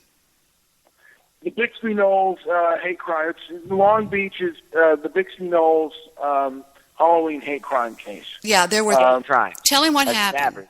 Hate crime is a savage hypocrisy. Well, we're past that. We're past that. No. We're past that now. Not because you hate somebody. You're just doing it because you're doing the crime. That's what you're doing. It's not because you hate whatever color they are or because you're running with a pack of people that are the same color as you. If you're actually doing a crime that's race-related, you make that statement very open at the beginning of the crime that you're doing. Most people just say, well, because there were 3 black guys robbing 1 white guy, that's a hate crime. No. I mean, during the Bixby Knoll beatings, one of the black girls goes, ooh, white girl bleed a lot when they were beating the shit out of these white. Hold on. People are racist. They are. People are racist. But the point is that you can't say that something is a hate crime just because more than one race of person beats up. Okay. Well, but if it's consistently happening, I mean, you don't think that racial vendettas? You don't think that blacks have racial vendettas against whites? Many of them do. Well, I'll say this: as much torture and shit that we put them through just getting them over here, I think that they have a fucking somewhat of a assholeness of being that way towards white people. But I think they should take it out in, interest rates and bullshit like that instead of fucking with the fact that hate crimes don't. Crime is a crime. Doesn't matter if you're doing it to a white person or a black person. It's a fucking crime. What point is it to put hate in front of it? But it's just emphasizing race more. We need to eradicate the racial. Wait a minute. Don't you think it's intelligent? Don't you? But pumpkin face. Don't you think it's intelligent to be aware that these crimes exist? Mr. Solution said, "Are you ever the Jewish producer? Are you ever worried about a flash mob?" And he said, "No." And I said, "Most people aren't worried about drunk drivers either, but they should be. You should be." At least aware that racial vendettas can happen, at the, with the snap of the fingers. I mean, it just, if you're out in public, and you're out in any large city. Instead of saying that black people hate white people, why don't we just say that everybody's a fucking racial prick and then we all need to carry guns to keep that shit at bay? And then we can all fucking finally realize that it's no point because we're all going to bleed and we're all going to fucking die and we're all going to rot into dirt. And that's all that matters. That's all that really matters, and we need to get over this whole fucking media play of bullshit on racial boundaries because until we figure out that it's not racial boundaries that's causing us problems, it's the money, then people will start realizing what the real problem is in this country. And when they finally figure out that they're being controlled by banks, that's when people will stop worrying about so much bullshit like hate crimes and racial boundaries and start worrying about the real fucking problem, like blaming. Just because I see something bad about Obama, they automatically assume that I'm a racist. But I don't care that he's black. I care that he's following along the same guidelines that the last 5 fucking presidents are and putting us into a perpetual state of fucking slavery through money. And that's what my problem is. And my problem is that so many people play up race like it's a fucking huge deal. And I guarantee you that if a black man shoots me, I'm going to die. And if I shoot a black man, he's going to fucking die. We're all the same, cum-smucking fucking puke maggots, and that's all that matters. We're all going to rot. That's all that matters. And I'm tired of hearing this hypocrisy about race, about religion. It's all bullshit to me. I'm sorry to rant on your show, Debbie, but that's just how I feel. That's what it is. You've got to stop breaking up these bullshit points and start realizing that the milk is fucking sour. Take it out of the fridge, put it in the goddamn trash bin, and throw it out. That's what needs to be done. Okay, we're going to bring Pumpkin off hold now. He's been on hold for about 5 minutes. Pumpkin, are you there? I'm joking. That was a great rant. No, it made a lot of sense, too. That was a great rant. I got to give you, and... Absolutely. Look, but I think the only thing Mr. Midnight Movie is the only thing Mr. Midnight Movie is upset about is the fact. Shut up! Shut up! Shut up! Okay, the only thing that I'm going to shut the fuck up. No, I'm going to introduce you. Mr. Midnight Movie has always been upset about, and I don't blame him, that the fact that the mainstream media didn't bring up the Knoxville murders. No, that wasn't a big deal because it was black on white. They didn't bring up Bixby Knolls. If you guys knew what happened in these situations, you would die. And everywhere, every day, there is a Trayvon Martin thing happening, but nobody talks about it. It's only the white on black that they make a big deal out of. They make a big deal out of it to paint us as the bad guy. But see, that's the problem. Hold on, Mr. Midnight Movie. Go ahead, dear.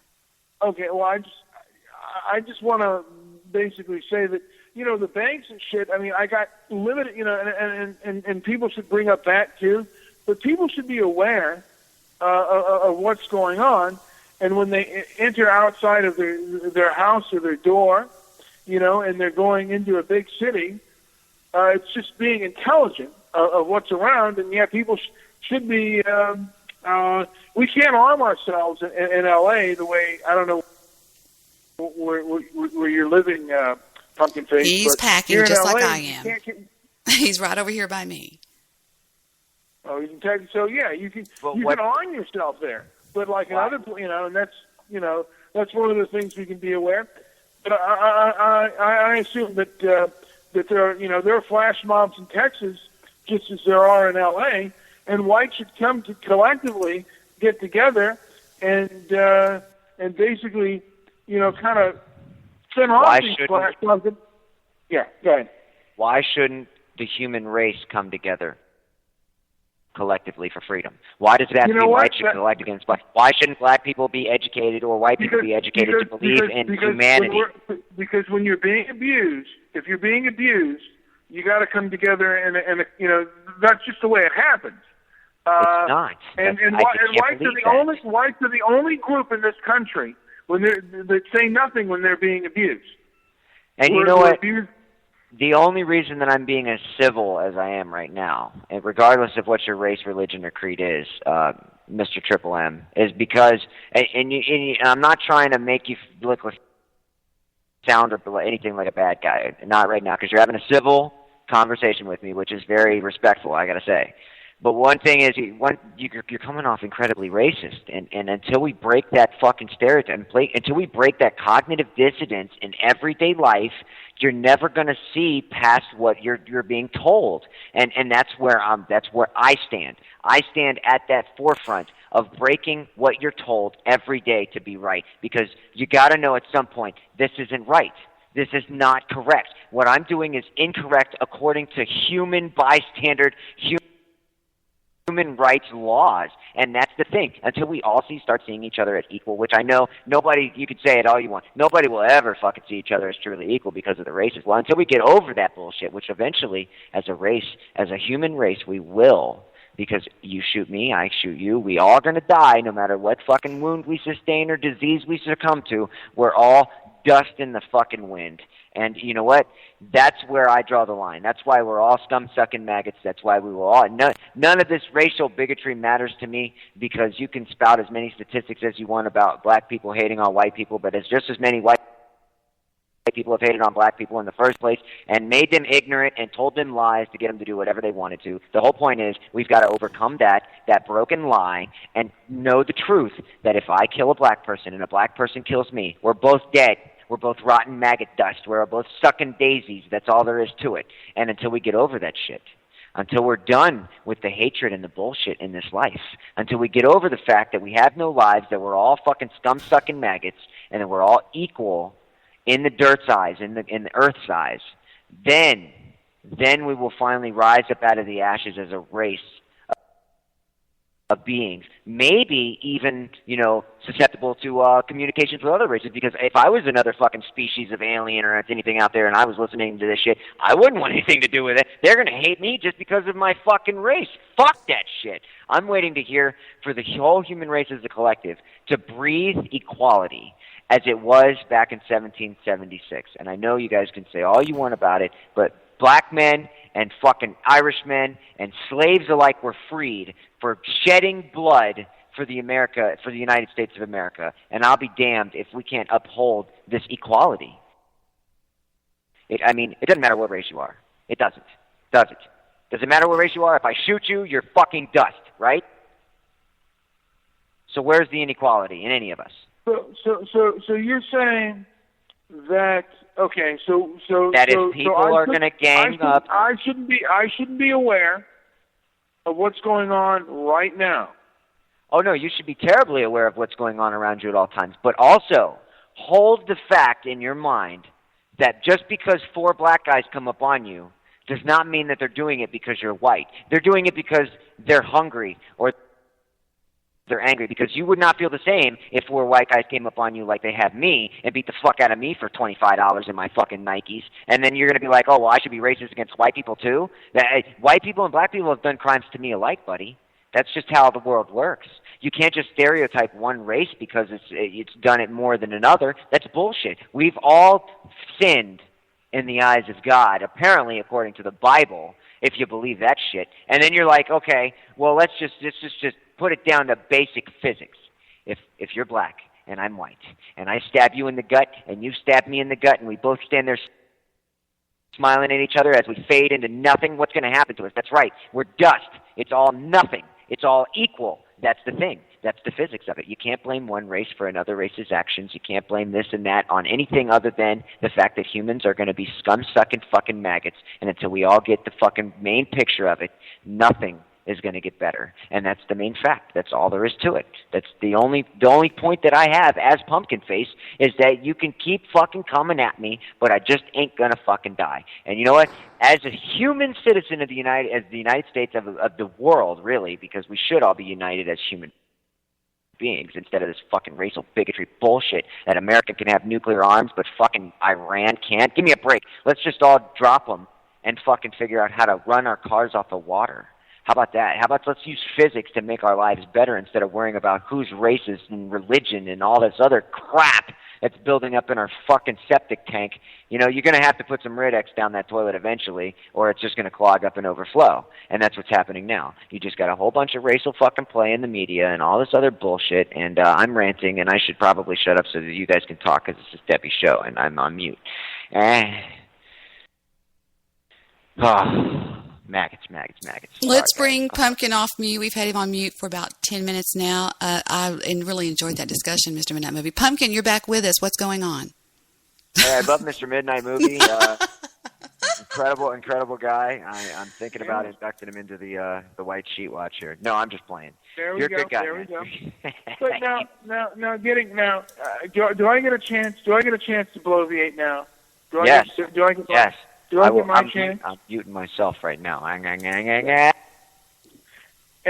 I guess I see for myself, I don't have any animosity against anybody either. For the most part, I mean, I am a human being. When I see something done that is wrong or racially motivated, it does make me angry at times. I try not to act on my feelings. But I am human, and it's only intelligent to look at people as perhaps, I don't know if I should say potential enemies, but certainly something that is safe or unsafe. Well, I'll just say this real quick for you.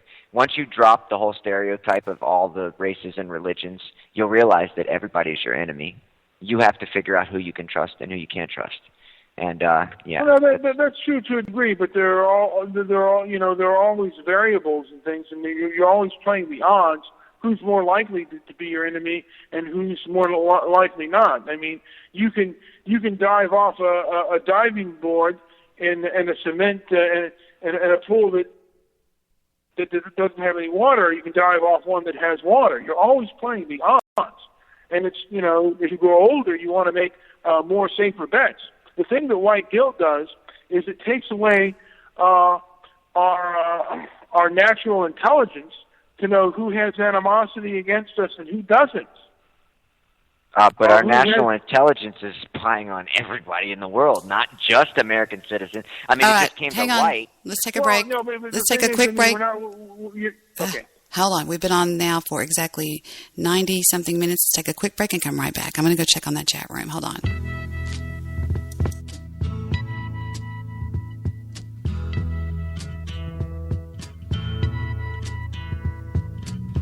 There's something happening here. What it is ain't exactly clear. There's a man with a gun over there, telling me I got to beware. I think it's time we stop, children. What's that sound? Everybody look what's going down.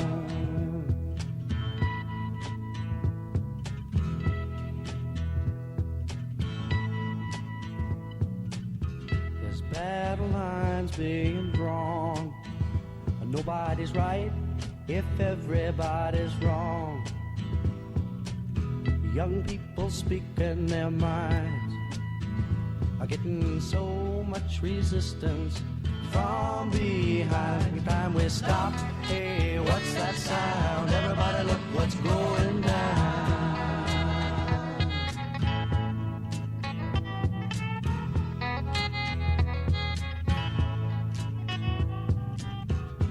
What a field day for the heat.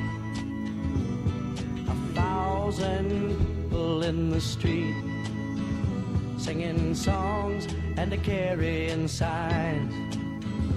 Mostly say hooray for our side. It's time we stop. Hey, what's that sound? Everybody look what's going down.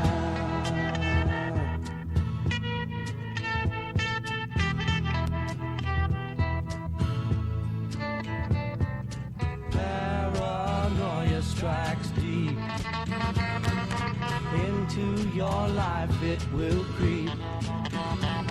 It starts when you're always afraid. Step out of line, the man come and take you away. We better stop. Hey, what's that sound? Everybody look what's going. We better stop. Hey, what's that sound? Everybody look what's going. We better stop now. What's that sound? Everybody look what's going. We better stop. Children, what's that sound?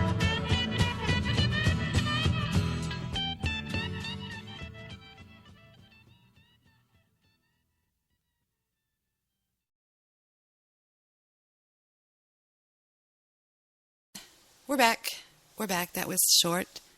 I didn't get time to say anything. I'm sorry. Was there any way you would play a song? Can we agree on a song real quick? I want to play it for Ernie Abbott because he couldn't figure it out earlier. And what song is that? Led Zeppelin's song, Ramble On. Oh, the Lemon song? Oh, no. No. It's called Ramble On. Right. It's about the... Yeah, I know all about it. Leaves are falling all around. Time I was on my way. Right. Got it.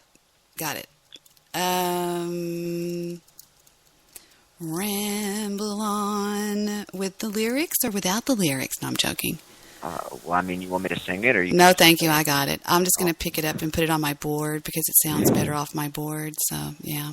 Actually, no, I'm fine. That bad. I know it.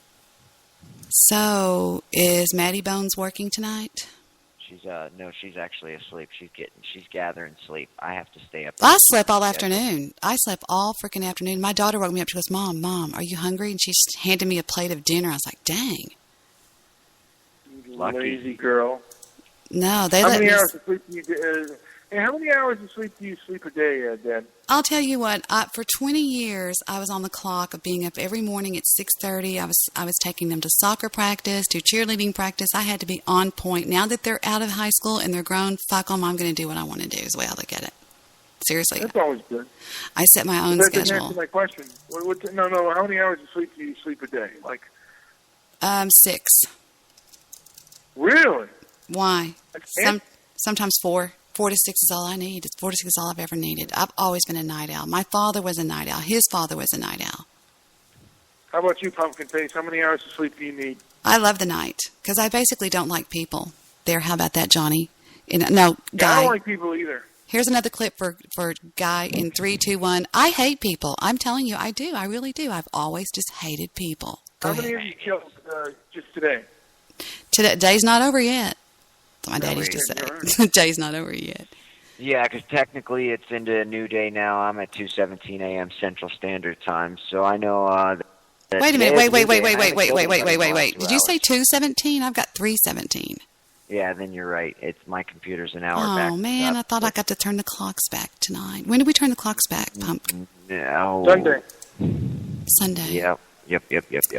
Don't forget, ladies and gentlemen, on Halloween I will be having my yearly Halloween party, which is the Mask or Raid contest.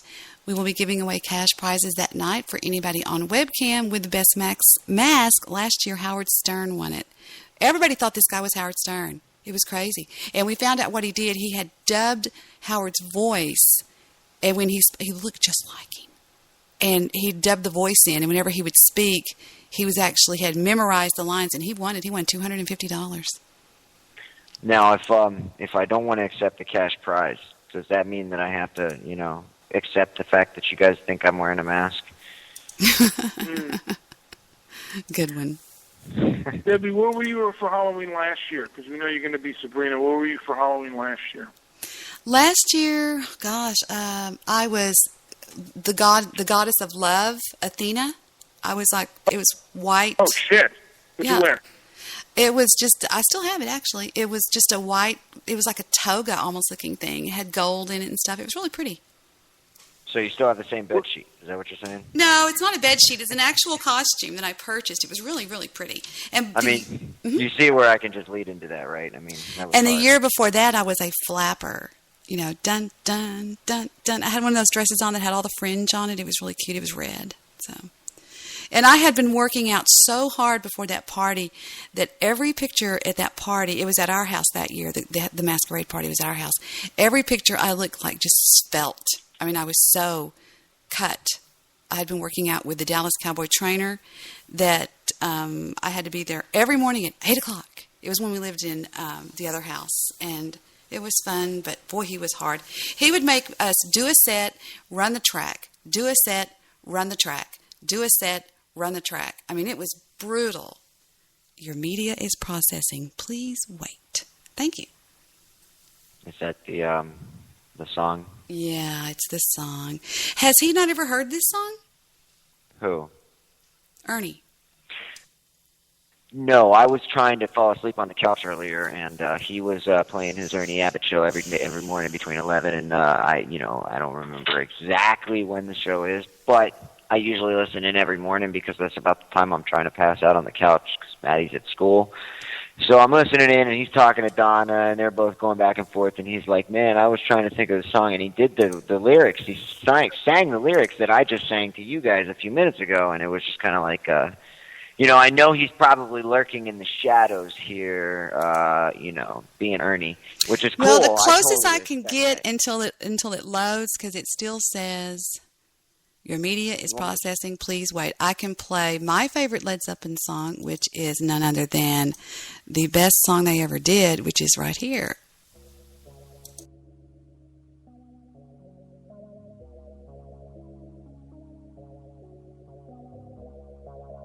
I tell everybody about this song is I was sitting in the parking lot of Target with a girl that got killed about 2 weeks later, broke my heart. Sky Morley, one of my dear friends, in an SUV rollover. And she goes, hey, Deb, do they call this acid rock because the people are supposed to take acid when they listen to it? I said, darling, they call this acid rock because people were on acid when they recorded it. Thank you.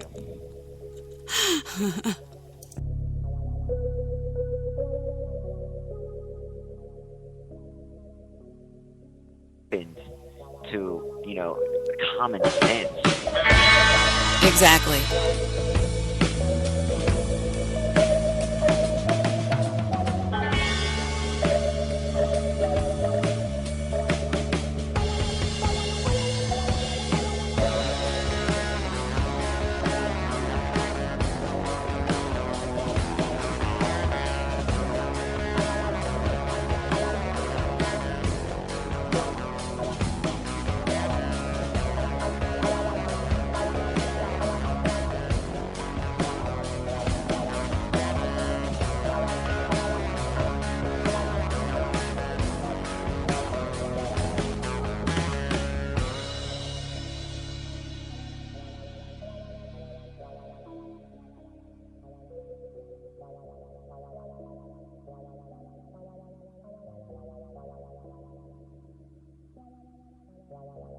Close the door, put out the light.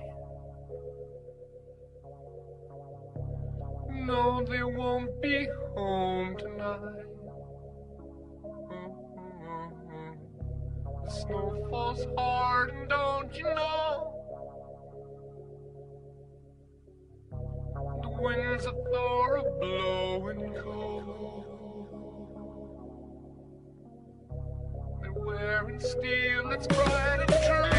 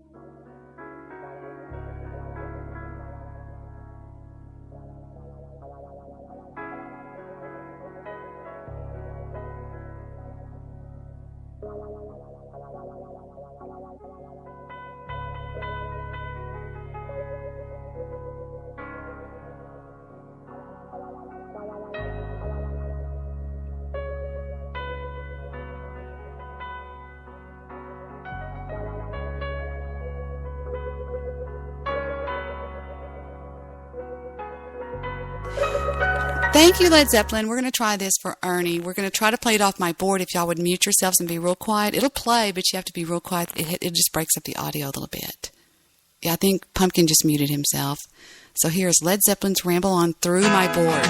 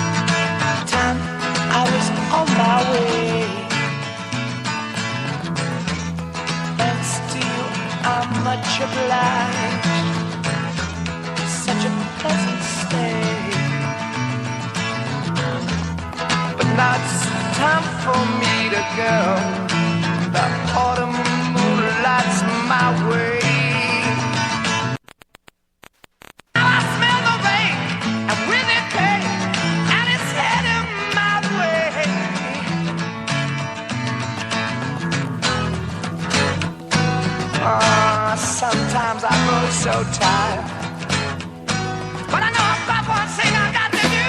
I ramble on, and now's the time is now. Sing my song, I'm going around the world. I gotta find my girl on my way.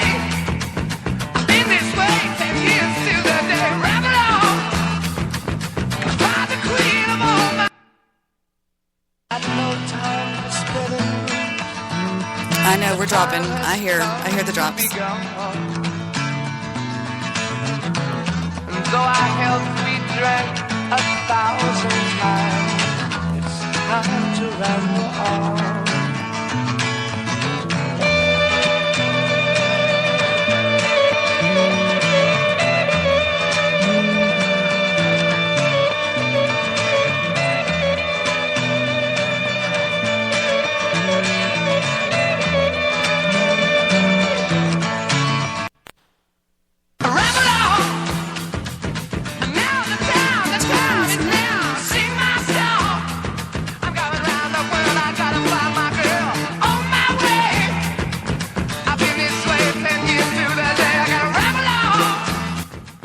You know, my son he's a drummer, and he said this is a very hard song to drum.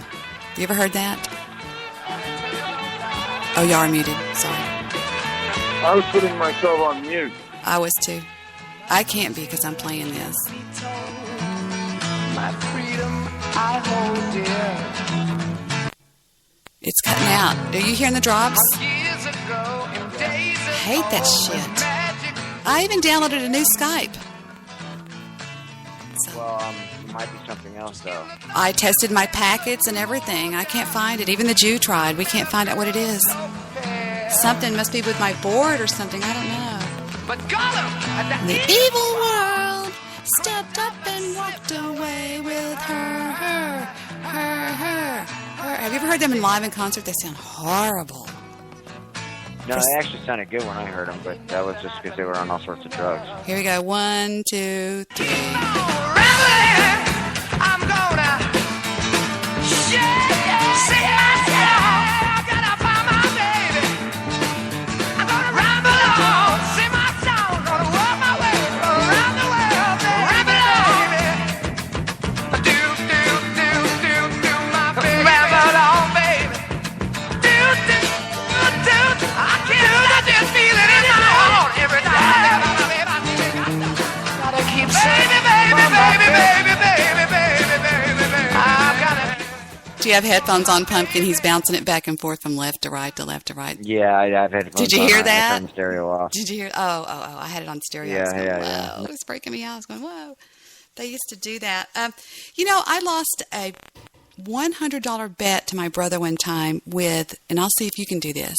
What song precludes "She has a purple umbrella and a 50-cent hat"? Dun dun dun dun dun dun dun dun dun dun dun. What song precludes "Livin' Lovin' Maid"? Don't you dare look it up. What do you mean? Don't I dare look it up? I lost a $100 Living bet. and loving, honey. No, "Livin' Lovin' Maid" falls right in after a song. Is it Whole Lot of Love? I said it was Whole Lot of Love. Want a whole lot of love? Want a whole lot of love? And they go, in a purple she has a purple umbrella and a 50-cent hat. Don. And I lost $100, and I paid my brother. I remember giving him a $100 bill because it's not Whole Lot of Love. It's, see, I still don't remember. It's the... So then play do what? Tip of life. Take dinner, Debbie. You didn't bet me, you numb nuts. Yeah, a whole lot of... I only bet. I ESPN you. ESPN. You're so bad. From Led Zeppelin 2, it was called Whole Lot of Love, and right after Whole Lot of Love it went straight into Live and Love and Made. Don't you remember that? I don't remember being a whole lot of love. I remember being a different song, but I don't remember the title right at the moment. I'm just trying to find it. That's what I'm trying to do. If I can find my fucking mouse. Oh wait, there it is. I've got the whole discography to fucking Zeppelin because that was one of the first things I downloaded for some reason or another.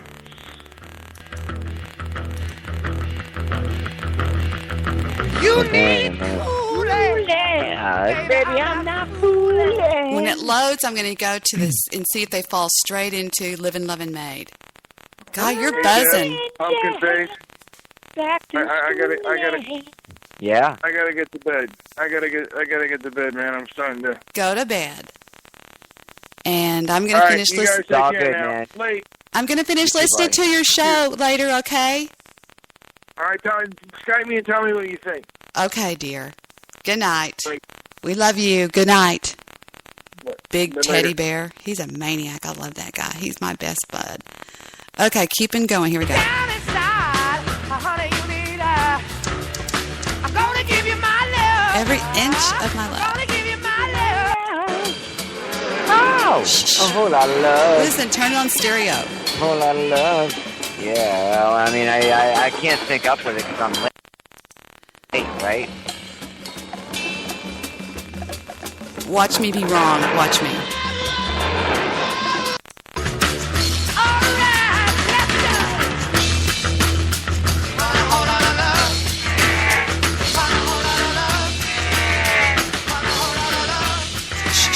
Here it goes.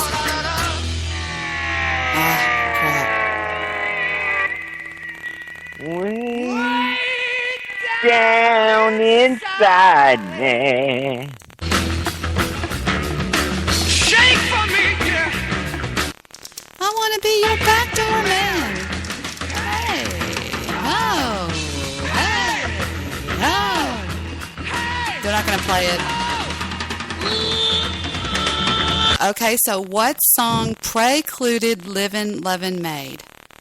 Guy, you're buzzing. Your connection's buzzing real loud. Pump. That's not me, man. Yeah, it is. Yes, it is, dear. The song was Heartbreaker. How's that? Is that better? No, it's the connection. I'd have to hang up and call you back or something. Let me see something. It's Here, it's really getting to me now. It's too loud. Ouch. I've got studio headphones on. They call them cans. It's really hurting my ears. But it's called Heartbreaker. Yeah. And actually, if you want to be really technical about it, the original song that preluded Live and Love and Made was Custard Pie. But that's just according to the discography here that I've read. But no, it was all one song. They blended them. They did that sometimes back then. They blended the two of them. 12-volt light bulb, all in beautiful injection molded thermoplastic olefin. What the hell is going on here?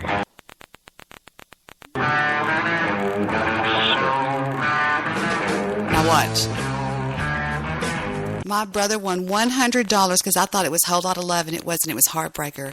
Yeah, it is Heartbreaker. And he goes, heart in a purple umbrella and a 50-cent hat. Don't, like, right?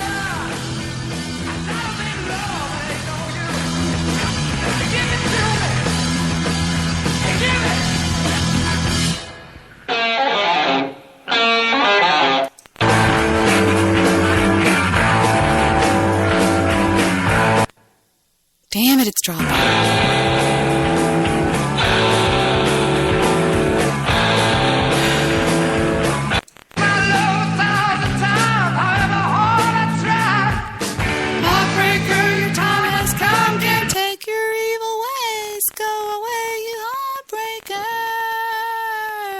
and then it goes, in a purple umbrella and a 50-cent hat. Dum, dum, dum, dum, dum, dum, dum, dum, dum, dum, dum.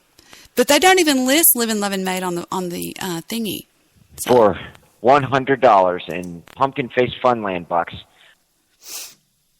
what are the last 3 lines of Stairway to Heaven? Don't wait. Shh, be quiet. I can't think. Hush. If not, it's not. Fun, hold honey. on. I wasn't trying to. If not, it's not. If not a rock, but to roll. Hold on, I forgot. The last 3 lines. Don't look it up. What are you I'm doing? not. Get off of Google. I'm not. Get off of Google. Put your hands off the keyboard. I can hear clicking. No, I'm trying to play this song, but you won't stop talking. If not a rock, but to roll or something like that. I don't remember exactly. That's the last line. What are the last 3 lines? The last 3 lines. Oh, God, I'd have to think for a second. I don't know. I don't have that much of a great memory. Here's Heartbreaker blended with Livin' Lovin' Maid, which is what I lost my money to. Why isn't this playing? What's going on? Oh, dear, what's going on here? I like when the I'm sorry, Gallows Pole. That's one of my favorite Zeppelin songs. I could send it to you right now if you want. Oh, I'm all over. No, I'm over here on YouTube. I've got them all over the place right here. I mean, I already had I ripped it from the CD set that my mom had from forever ago. I still have that shit. Yeah. Damn, I'm so mad. I got it all here. I can send it at any moment. Like, so you don't have to rip it. It'd just be a professional disc line of it. I'm so mad. You're cutting out. My Spreaker, my Skype starts getting really shitty after a little while, and it's starting to just go like that.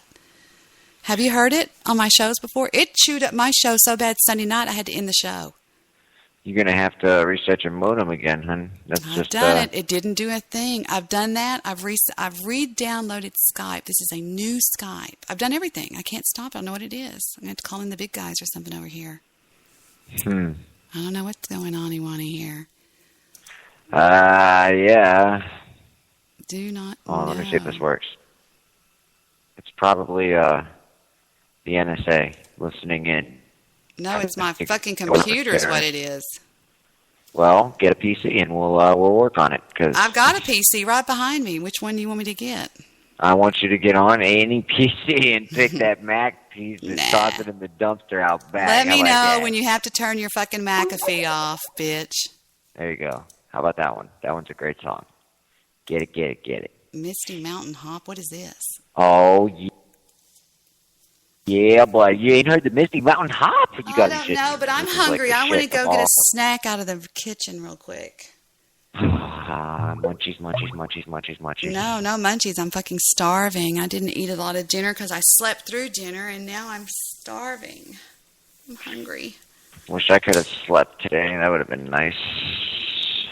Well, people always talk about how they have to take all these drugs to sleep. I've never had a problem sleeping. And if you think about it, people that are bad, you go, how do you sleep at night? The badder you are, the more you can't sleep. You want to watch me go to sleep? Just hang on for a couple of seconds and I'll go to sleep. That's how bad. See, I got great advice. It's just going to take me a little bit more time to acclimate from the daytime to the nighttime because I'm Oh, yes, I love this. This was on Almost Famous. My favorite song.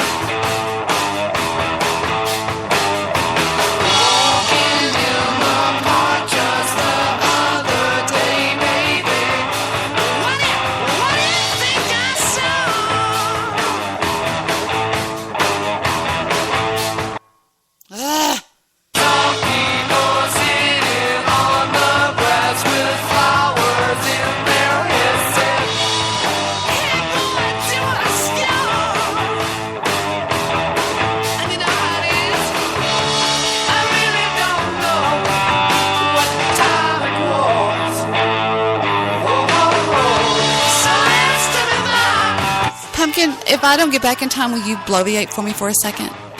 What? If I don't get back in time when the song quits, will you talk for a second? I'm going to go get some chips or something, okay? If you're going to leave the mic on, yeah. Yeah, it's on. Can you hear it dropping?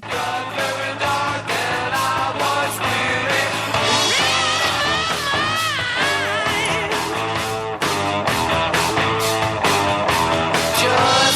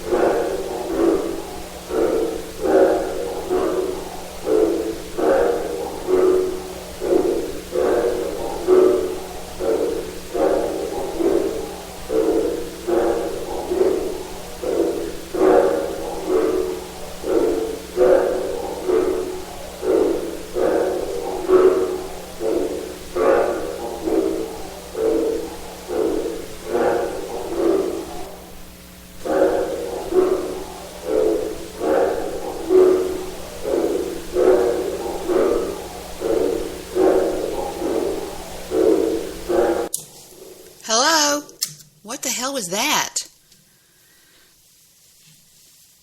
Pumpkin, are you still there?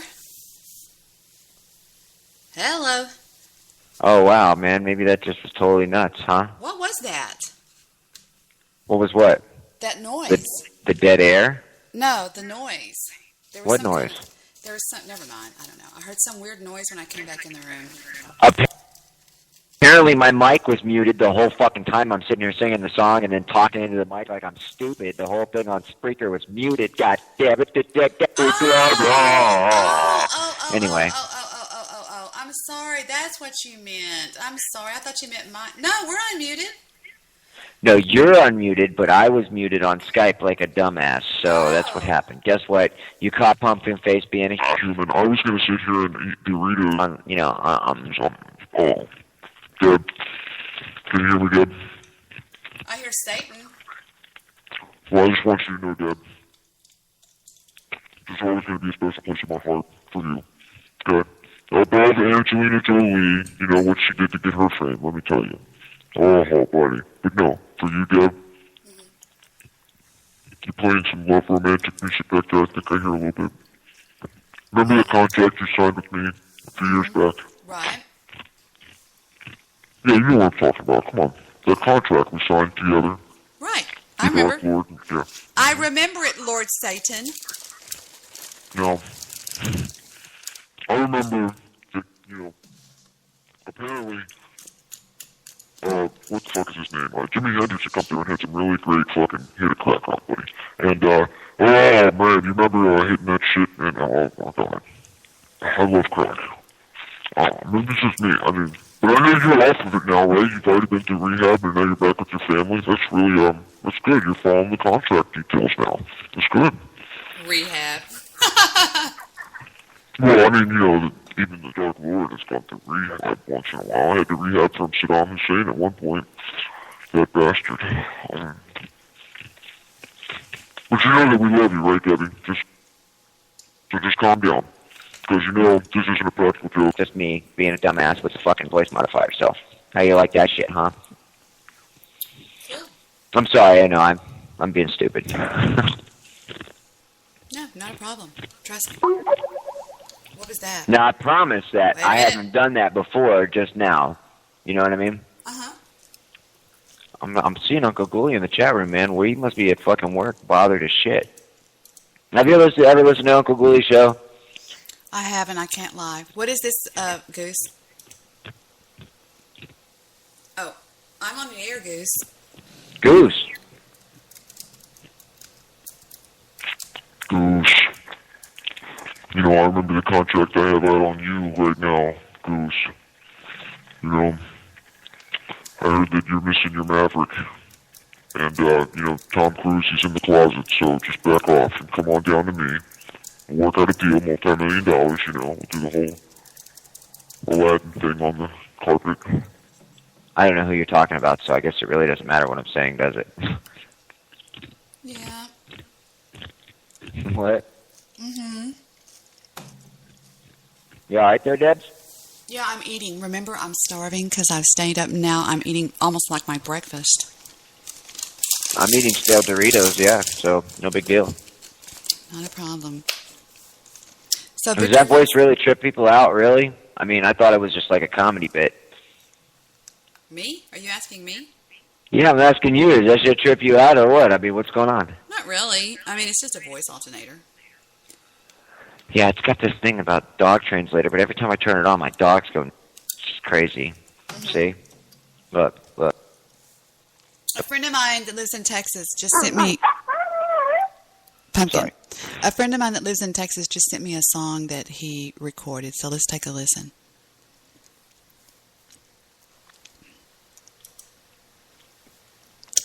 Anytime you're ready. Play song.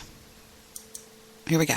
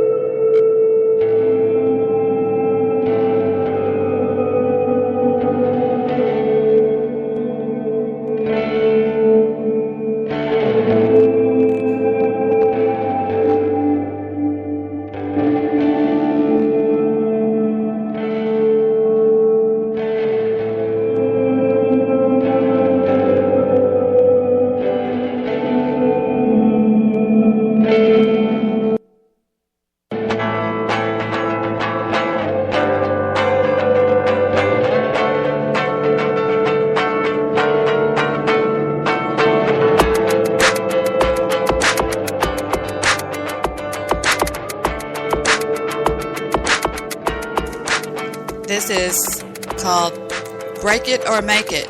And at the end of the song, me and Pumpkin will decide to either break it or make it. This kid's about 24 years old, fresh out of the military.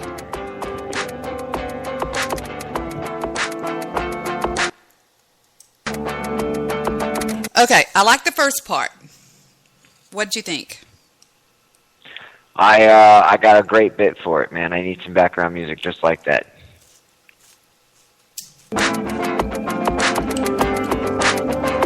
Yeah.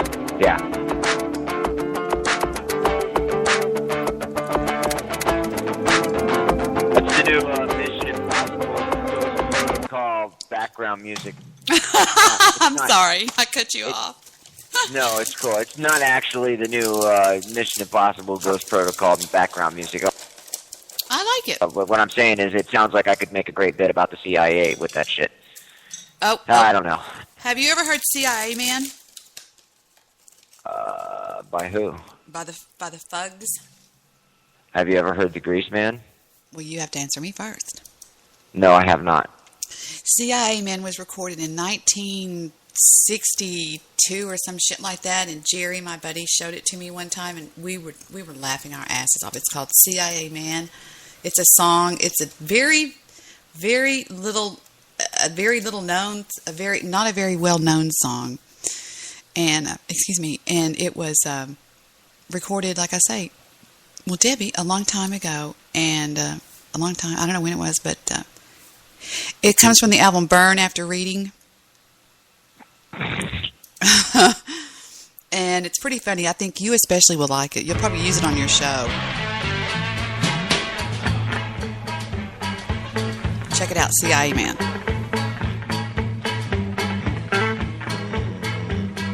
Who can kill a general in his bed? Overthrow dictators if they... man. CIA man.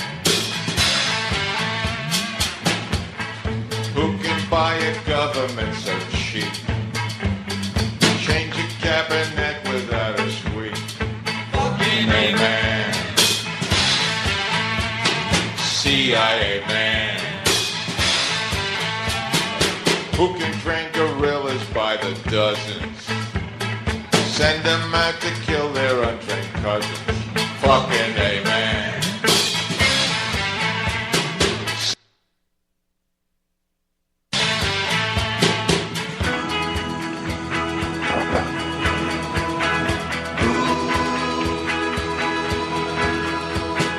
Who can get a budget that's so great?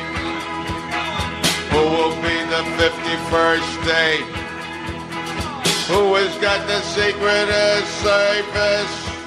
The one that makes the other service nervous. Fucking amen. CIA man.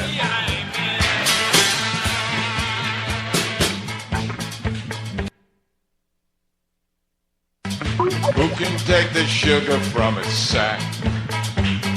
Pour in LSD and put it back. Fucking amen. CIA man. Who can mine the harbors, Nicaragua? Out hit all the hitmen of Chicago. Fucking amen. CIA man. Who can be so...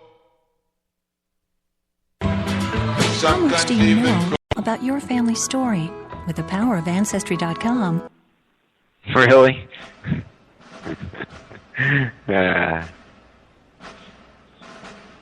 Hello? Yeah, I got it. The Battle Hymn of the Republic, right? Marine Corps hymn too.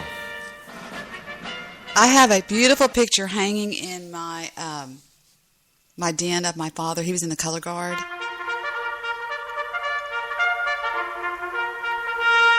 No, that's not it. That's not it. Okay, I'll try to take another You upload, download but off of Skype. Never mind. my Skype is dropping so much. Why is it doing this? I can't deal with this anymore. It's killing me. Debbie Shoots to Kill. What is that? Say what now? What is Debbie Shoots to Kill? What is that? That's a clip where you talk about your accuracy and where you know how to shoot and to do murders or end someone's life from fucking killing you. I'm a star on Spreaker.com because I am at providing everybody with content. I love that. Y'all love me so much. Y'all just have, I'm y'all's content, and I love that. That's very flattering. I'm glad of that. You wouldn't believe my numbers are off the freaking charts. Debbie Shoots to Kill. Let's listen. I could blow your ass away, and I do know how to shoot to kill.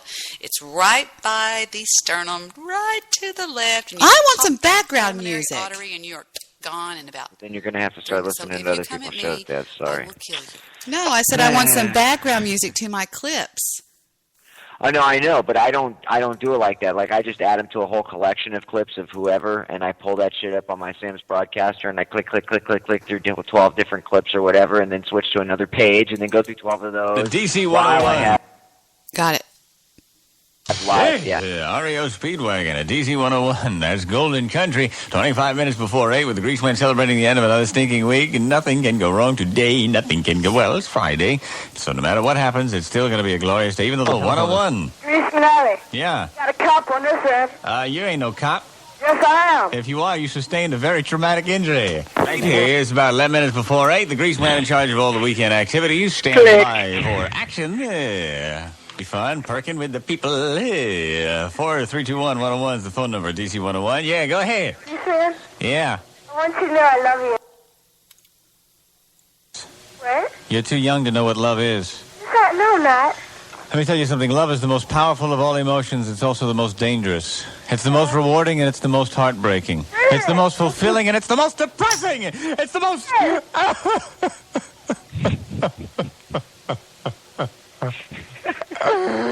Don't talk to me about love, all right? Wait a minute. Thank you for playing the stairs to start off the weekend. All right. You're welcome. I like you. All right. Okay. I love you too, sweetheart. All right. Goodbye. Poor little thing. Little does she know what she's in for when she grows up and... Well, never mind. Accident here. Let me go to the phone while I police up my area here. Yeah, go ahead. Reese. Yeah. Hey, how about doing your Marine Corps hymn bit? You know the one I'm talking about? God, gee, I'm lucky I skate with my life the last time I did that. Hey, come on. Don't you remember I'm the guy that called you that used to go up to your old high school at DeWitt Clinton? Oh, yeah? From the Bronx. Remember I called you? And you said to call back on Dial-A-Bit Monday, and you'd do it. All right, I'll have to do it. Gee! All right, man. I'll be listening. All right, gee. Well, you know what happened was I got this call from some... This was how long... Marine called up and gave me a real hard time, and it just, kind of got my goat. So I got on the air and I got him back, and I think I remember that song. Yeah, roll that Marine hymn, and I think I remember how I did it. How I got revenge. How dare he call me up and criticize my big behind. So I criticized his in this manner. Well, we dropped out of our high school, got a good job pumping gas. Then the Marine Corps lowered its standards so guys like me could pass. I can't write or spell my name. Here's all I read. I hope the commies don't attack tonight, 'cause I'm too stoned out on weed. Boy, am I in real big trouble. Captain's got me shining his boots, 'cause last night during a surprise inspection, I forgot which hand to use when I salute. We are Marine.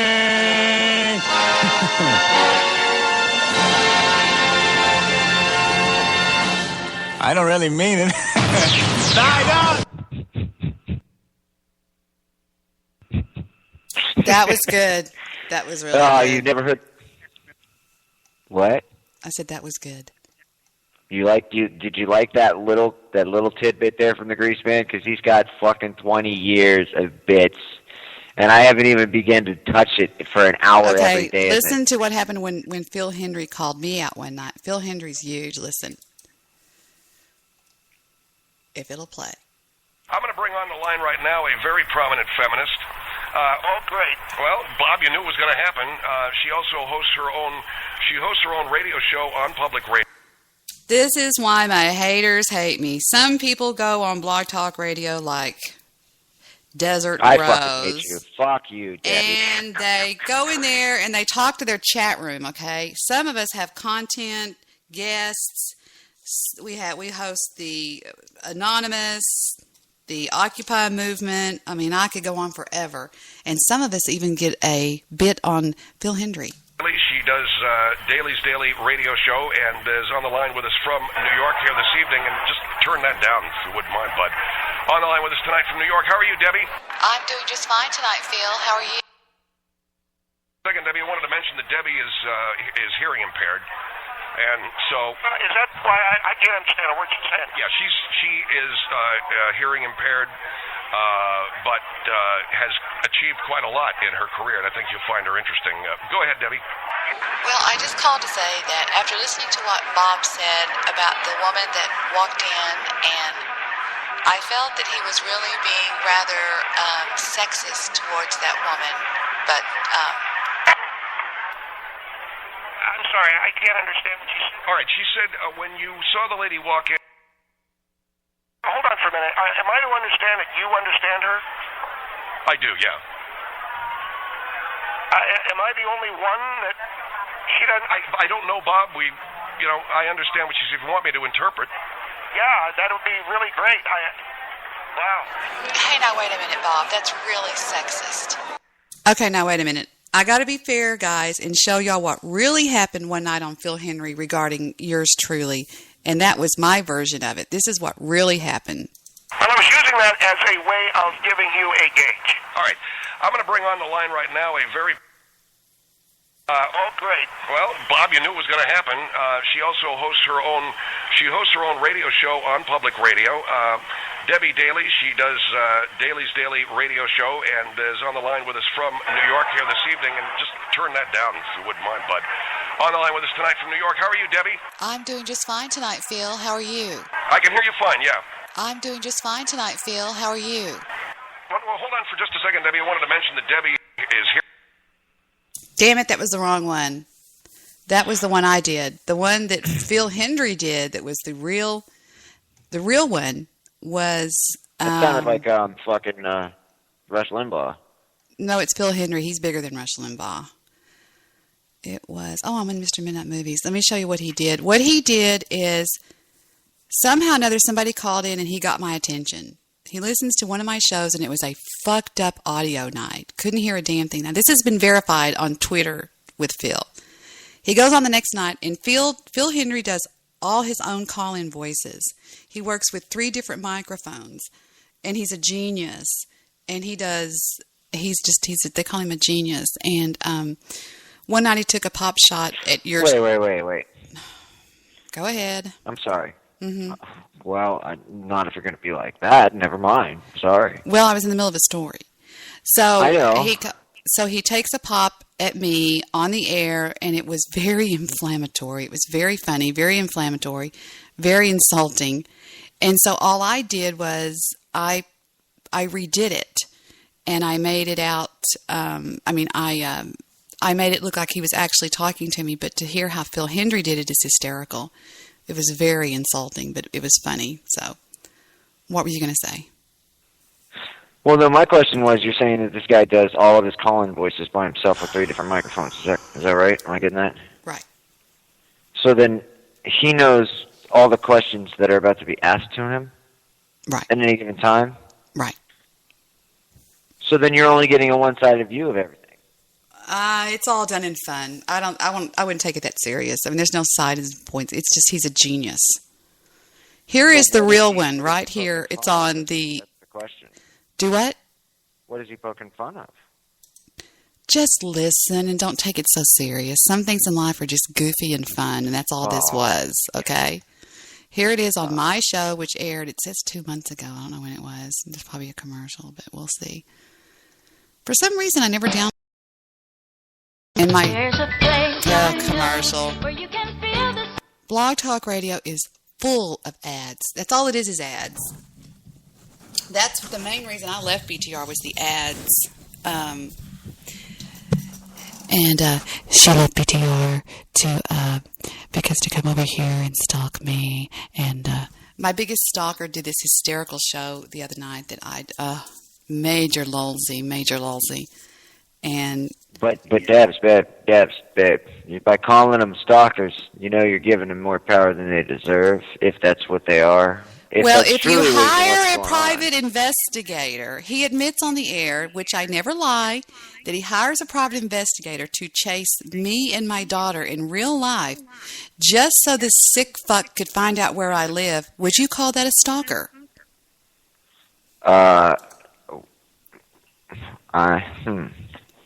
You have doubts about that? I wouldn't. I don't know that stalker is the correct term. What do I think you there's call a much more deep-seated. What do you call a stalker? Define stalker. Somebody that sits outside your, window at night. He sat outside. He sat outside. Okay, if you want to be on their side, I could give a crap. Ask me if I give a fuck. Ask Johnny Molson if I give a fuck. Okay, All I'm saying is that he sat outside. Can you hear me? He sat outside my house, took pictures of me, pictures of my daughter, pictures of everybody going. That's a stalker. I don't know what you call a stalker, but that's a stalker, bitch. Right there. I call them dead, because if I catch them anywhere near me fucking doing anything like that, they're dead, and all I got to do is click on 911 you can't kill and be like, people. Hey, bitch, come pick up this body. No, you wouldn't. Yes, I can. That's how it works here. No, you wouldn't. Yes. You wouldn't shoot anybody. No, you wouldn't. No, you wouldn't. Oh, you would shoot. You would that's shoot why I'm somebody living taking here, pictures of you outside your house. You would shoot them and kill them. Yes, and you're allowed to do that because they're extending in on your privacy here. That's why I live in Mississippi, is because the laws here are different than anywhere else. For Texas, maybe the fuck you state. Okay. But you should believe what Guy Shea and Bobby Olson believes, that, or Johnny, whatever his stupid name is. I just believe in my local. You should believe that I stalk him. Who? Never mind. I'm a fucking owl, man. Who? Who are you talking about? I want to. Who are you stalking? Who am I stalking? Okay. Hold on, Pumpkin. You're talking too much. You're not listening. That's why you don't understand. I'm trying to explain something to you, but you're not listening. There's a mullet on Spreaker that followed me over here to Spreaker that is claiming, God damn it, that I stalked him, and he is never mind. Just believe what you want to believe. These people are idiots and whatever. You're breaking up on Skype, but I know the full story. Trust. No, Everybody you don't. No, you don't. No, you don't. You think you do. You've heard his side of it, but you haven't heard what's called the truth. No, I know that the internet is full of many resources that you can tap into, and you can find out whatever you want. Let me ask you something. What do you think is the truth, Pumpkin? Why does that matter? I want to know.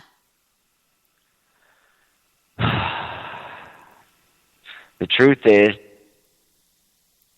that some people play on other people's emotions, and they can do whatever they want because the internet is fast and furious, and you can do a lot of things that you want to do. But really, there's no end to it. It's either. What if I were to play for you him admitting live on his radio show 2 nights ago that he actually?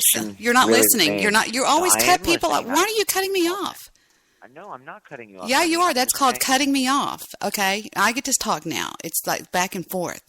And so what he did is he goes on his show and admits what the truth is that he hired a private investigator to come to my house and stalk me and take pictures of me, follow my daughter through Walmart, actually touch my daughter on the arm and tell her she had beautiful hair, blah, blah, blah, blah, blah, take pictures of... That's not a private investigator, Debs. A private investigator would never, ever touch the suspect they were stalking or they were investigating on. Okay, I'm just going to go along with you. Okay, all right, you're right. I mean, just think about that. If I'm a private, my grandmother was a private investigator. Jesus Christ, she would never touch a suspect or anyone she was getting paid to follow or find out the truth on. Just throwing it there. But I'm saying, if this guy actually touched her, why isn't he dead, Debs? You're because in Texas. Murder is illegal. Have you not? He should be dead. It should be over. God help me. Just my thoughts. I understand where you're coming from. I do. But if he was that close to you, in my neighborhood, in my neck of the woods... You would kill him. I know. Blah, blah, blah, blah. that's threatening my life, liberty, and pursuit of happiness. Well, then tell Mr. Off Limits show that Guy Shea is reveling about and believing, and so is that mullet Johnny Molson or whatever his stupid name is. They're believing these mullets. Well, you can't let everybody have the power, honey. I mean, what else can you do? Everybody's gonna make fun of everybody. You're not making any sense, like Pumpkin. You're not making any sense. You're not making any sense. I'm having a blast in my life.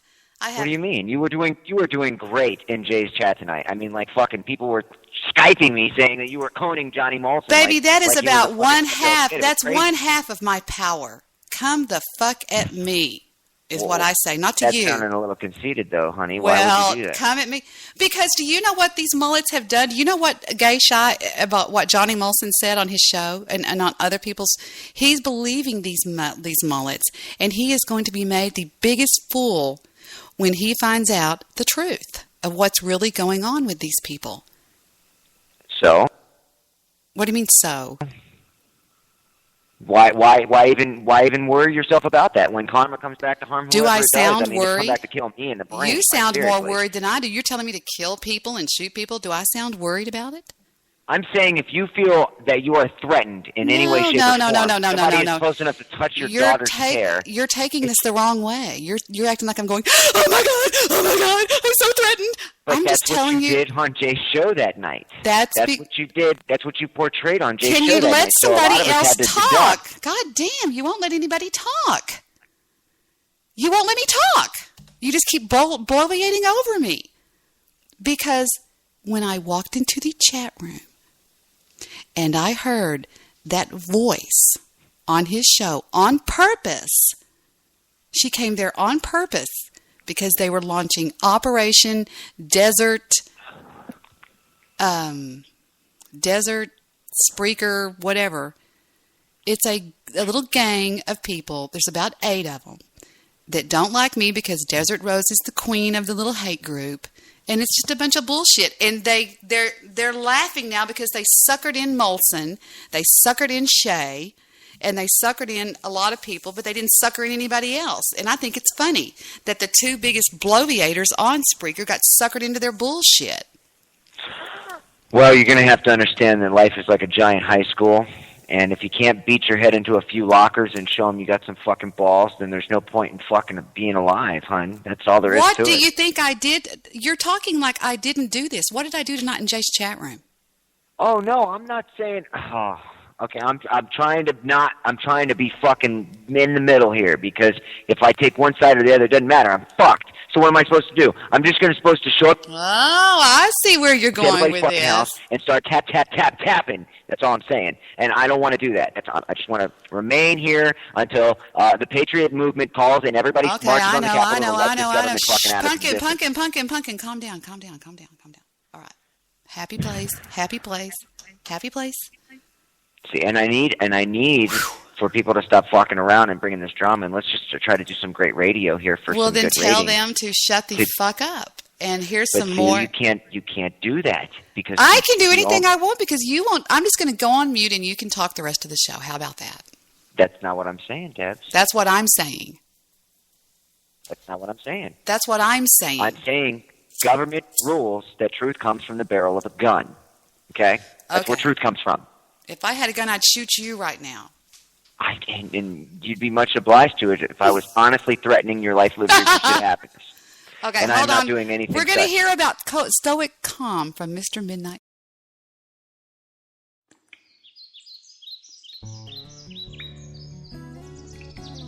Yes, I just want to say that Stoic Calm wins, and I'm treating myself to some sugar-free cookies after the show. And yes, I don't want to say that I'm proud of myself, but yes, I believe that this is a lesson for everyone that deals with bullies. Remain calm and don't let it get to you. Let it roll off your back. You can win with Stoic Calm.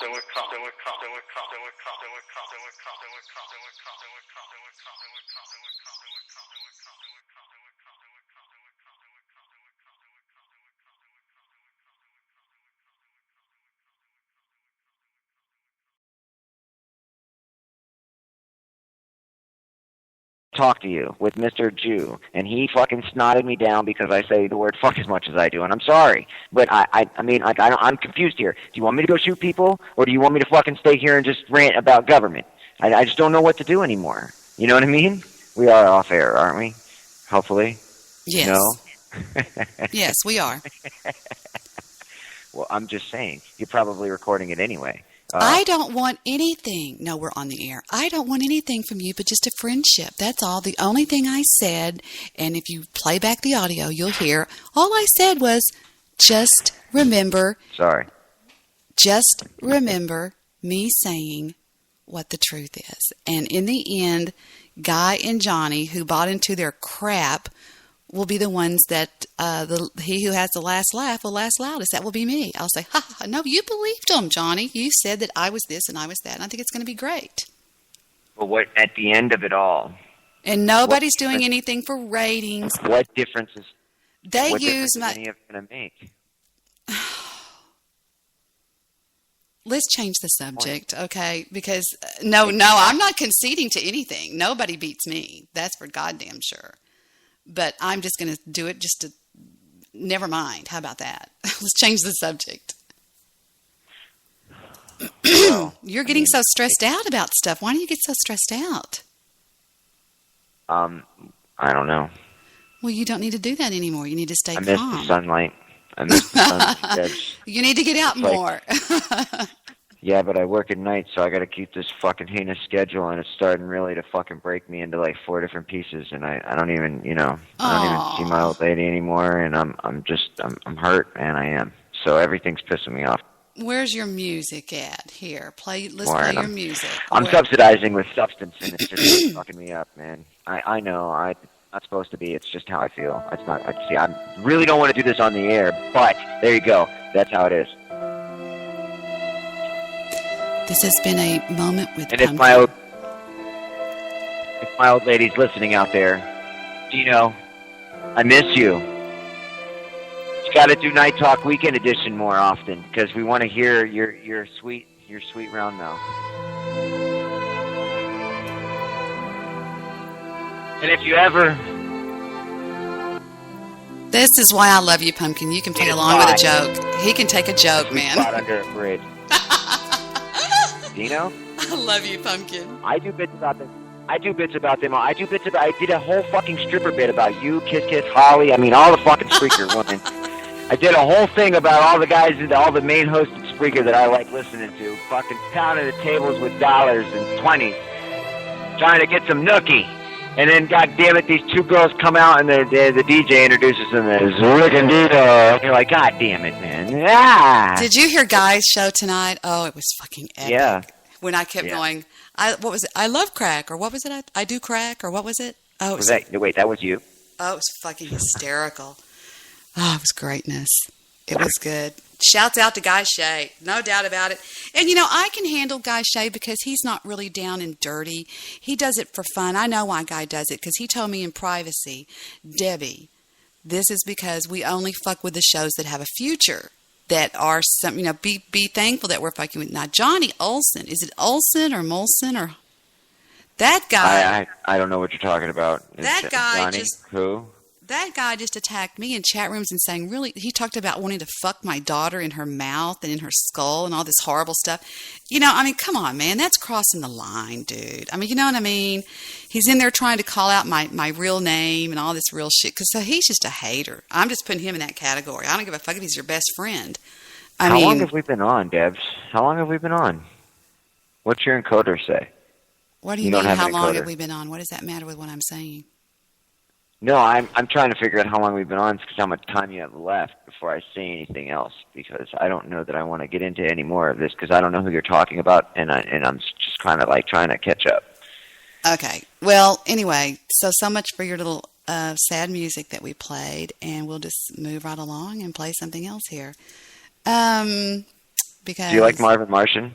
No. Really? No, I don't think so. But I do I do know this. If you look under in songs, last night I found these funny songs on here. Have you ever listened to all these loops and these jingles and stuff on here on on the board. I mean, on the y'all call it a console. You know what I'm talking about? The Spreaker console. Yeah.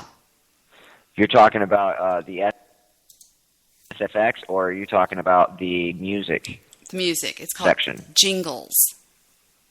Like this yes. one. Listen.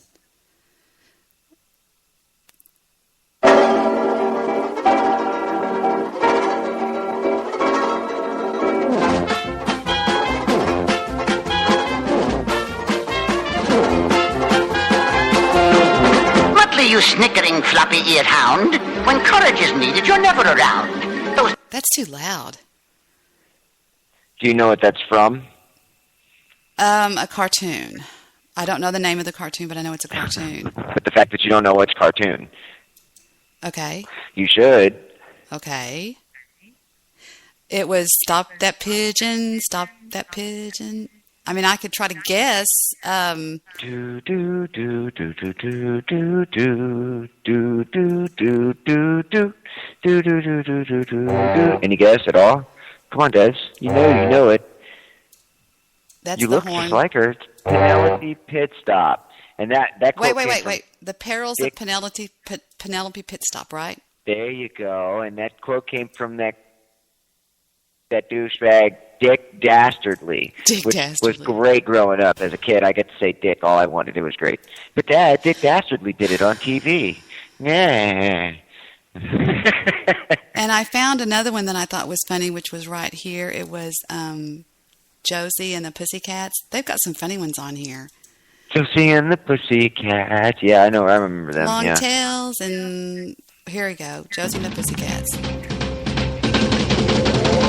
Josie and the Pussycats, long tails and ears for hands, guitars and sharps and flats, neat, sweet, a groovy song, you're invited, come along. Hurry, see all the pleasure, or maybe friends, we could be an ninja or the chance, be with us in Bangkok, makes no difference everywhere the action's at, we're involved with this or that. Come along now, Josie and the Pussycats, no time for present past.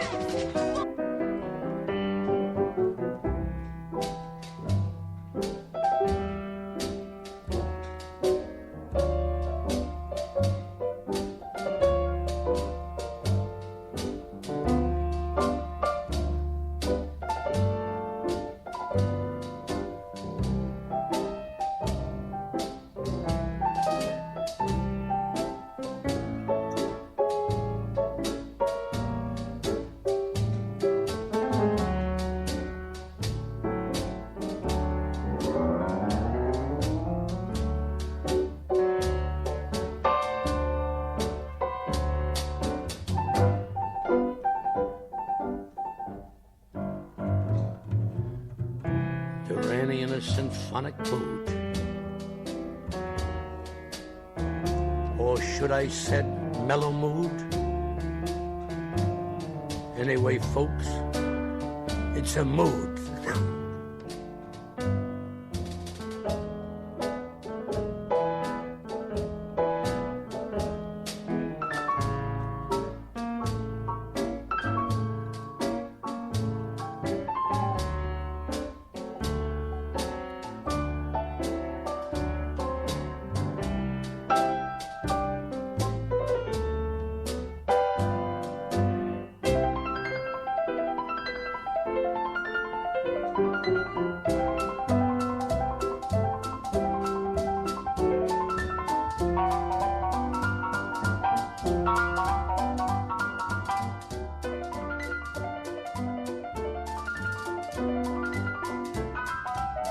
This is shit. And then I'll also watch the chat at the same time, like your show. I'm right now, I'm fucking staring at the chat. If somebody else is staring at it, they know that I'm the only one here. I'm the only... No, wait. you're the only one typing in the chat. How do you spell only? Oh, yeah. O-N-L-Y, one here. There you go. Ah! Yeah, spelling wasn't my strong point, but that's okay. Another swig, another shot. Debbie, you're awesome. Okay? So really, stop giving fuckers a chance to hate you. Just jump in and be like, yeah, I hate Debbie too, because I'm a fuckhead. You know, I hate the pumpkin face, man. Pumpkin face is a piece of shit. He's a drunk piece of shit that beats on his wife every night, but she loves the fuck out of it, man. Yeah, buddy. You know, I went to the doctor the other day, and he said, you know, hit it 9 times and make it hurt. So I fucking beat her over the head with a hammer, and there you go. Hey, I just flew in from L.A. and my arms are exhausted. Your turn. I said to this other guy on stage. I don't know what race I am. I said to this guy, take my wife, and I meant it. Actually, take my wife. So I was a swinger once, and me and Dino, you know, we decided we needed to check on the ladies. You know something, Pumpkin? No. I was going to go shopping. I was what? going to go shopping for some clothes for your mother, but Dallas Tent and Awning wasn't open today. You know, one time I took this pill, it said it would make me grow larger, but it didn't actually make me grow larger. It actually made me grow smaller. You know what the opposite of Viagra is? Going to bed with your mom. What happens when you go to bed with your mom? You wake up in the... You wake up in the morning with clean underwear. With your underwear on, right? Yeah, you damn right you do. Okay, two horses, shut up. Two horses walk into a bar and they say, give us a beer, and the bartender goes, not a problem, guys, but why the long faces? Bear and a rabbit taking a shit in the woods. Bear looks over at the rabbit and says, hey, rabbit, you got a problem with shit sticking to your fur? The rabbit says, no, why? So the bear wipes his ass with the rabbit. Two ducks walk into a bar and says, we'll take 2 beers and put it on his bill. Your mama looks good to me. I think that one sucked. What? That last one you said really sucked. Why? Oh, it's time to get off of this thing and bid you all good night, isn't it? You're the only one here. Yeah, pretty much. No, the whole time. There's a few more people in the chat room, but they're just not saying anything. How do you know that? Because they're hitting me up on Skype. That's what I tried to... There you go. I told you. Tell them to go fuck themselves for not actually typing in the chat room like they got a fucking pair that clank, you know? Okay. Go fuck yourselves because you're not typing in the chat room because you have a fucking pair that clink. Okay. Yeah, that's right, you stocky-ass little punk asses. But stocky. Who cares, really? That's all that matters. I know I talk over everybody. I'm sorry. No. I love you. But if you want to come on my show and talk over me, that's totally cool. No, I would never do that. I would love to go on somebody else's show and talk over them. No, you're the best thing I've met on Spreaker next to... Don't you love the guy called Grandpa? You know, I'm trying to get him on my show. I try to get everybody on my show to unleash their opinions and their rants and their raves just to do it because I do it all over your shows. But since it is time to go, oh wait, it started over. Holy shit. All right, boys. That's going to do it for this evening on Debbie After Dark, which is a little bit... You drop a couple of IQ levels when you come into Debbie After Dark. Thanks a lot. Not for you, just for everybody. All right, buddy, I'll see you next time, okay? This is Debbie and Pumpkin out. Bye. Goodbye. Good night. See you later, alligator.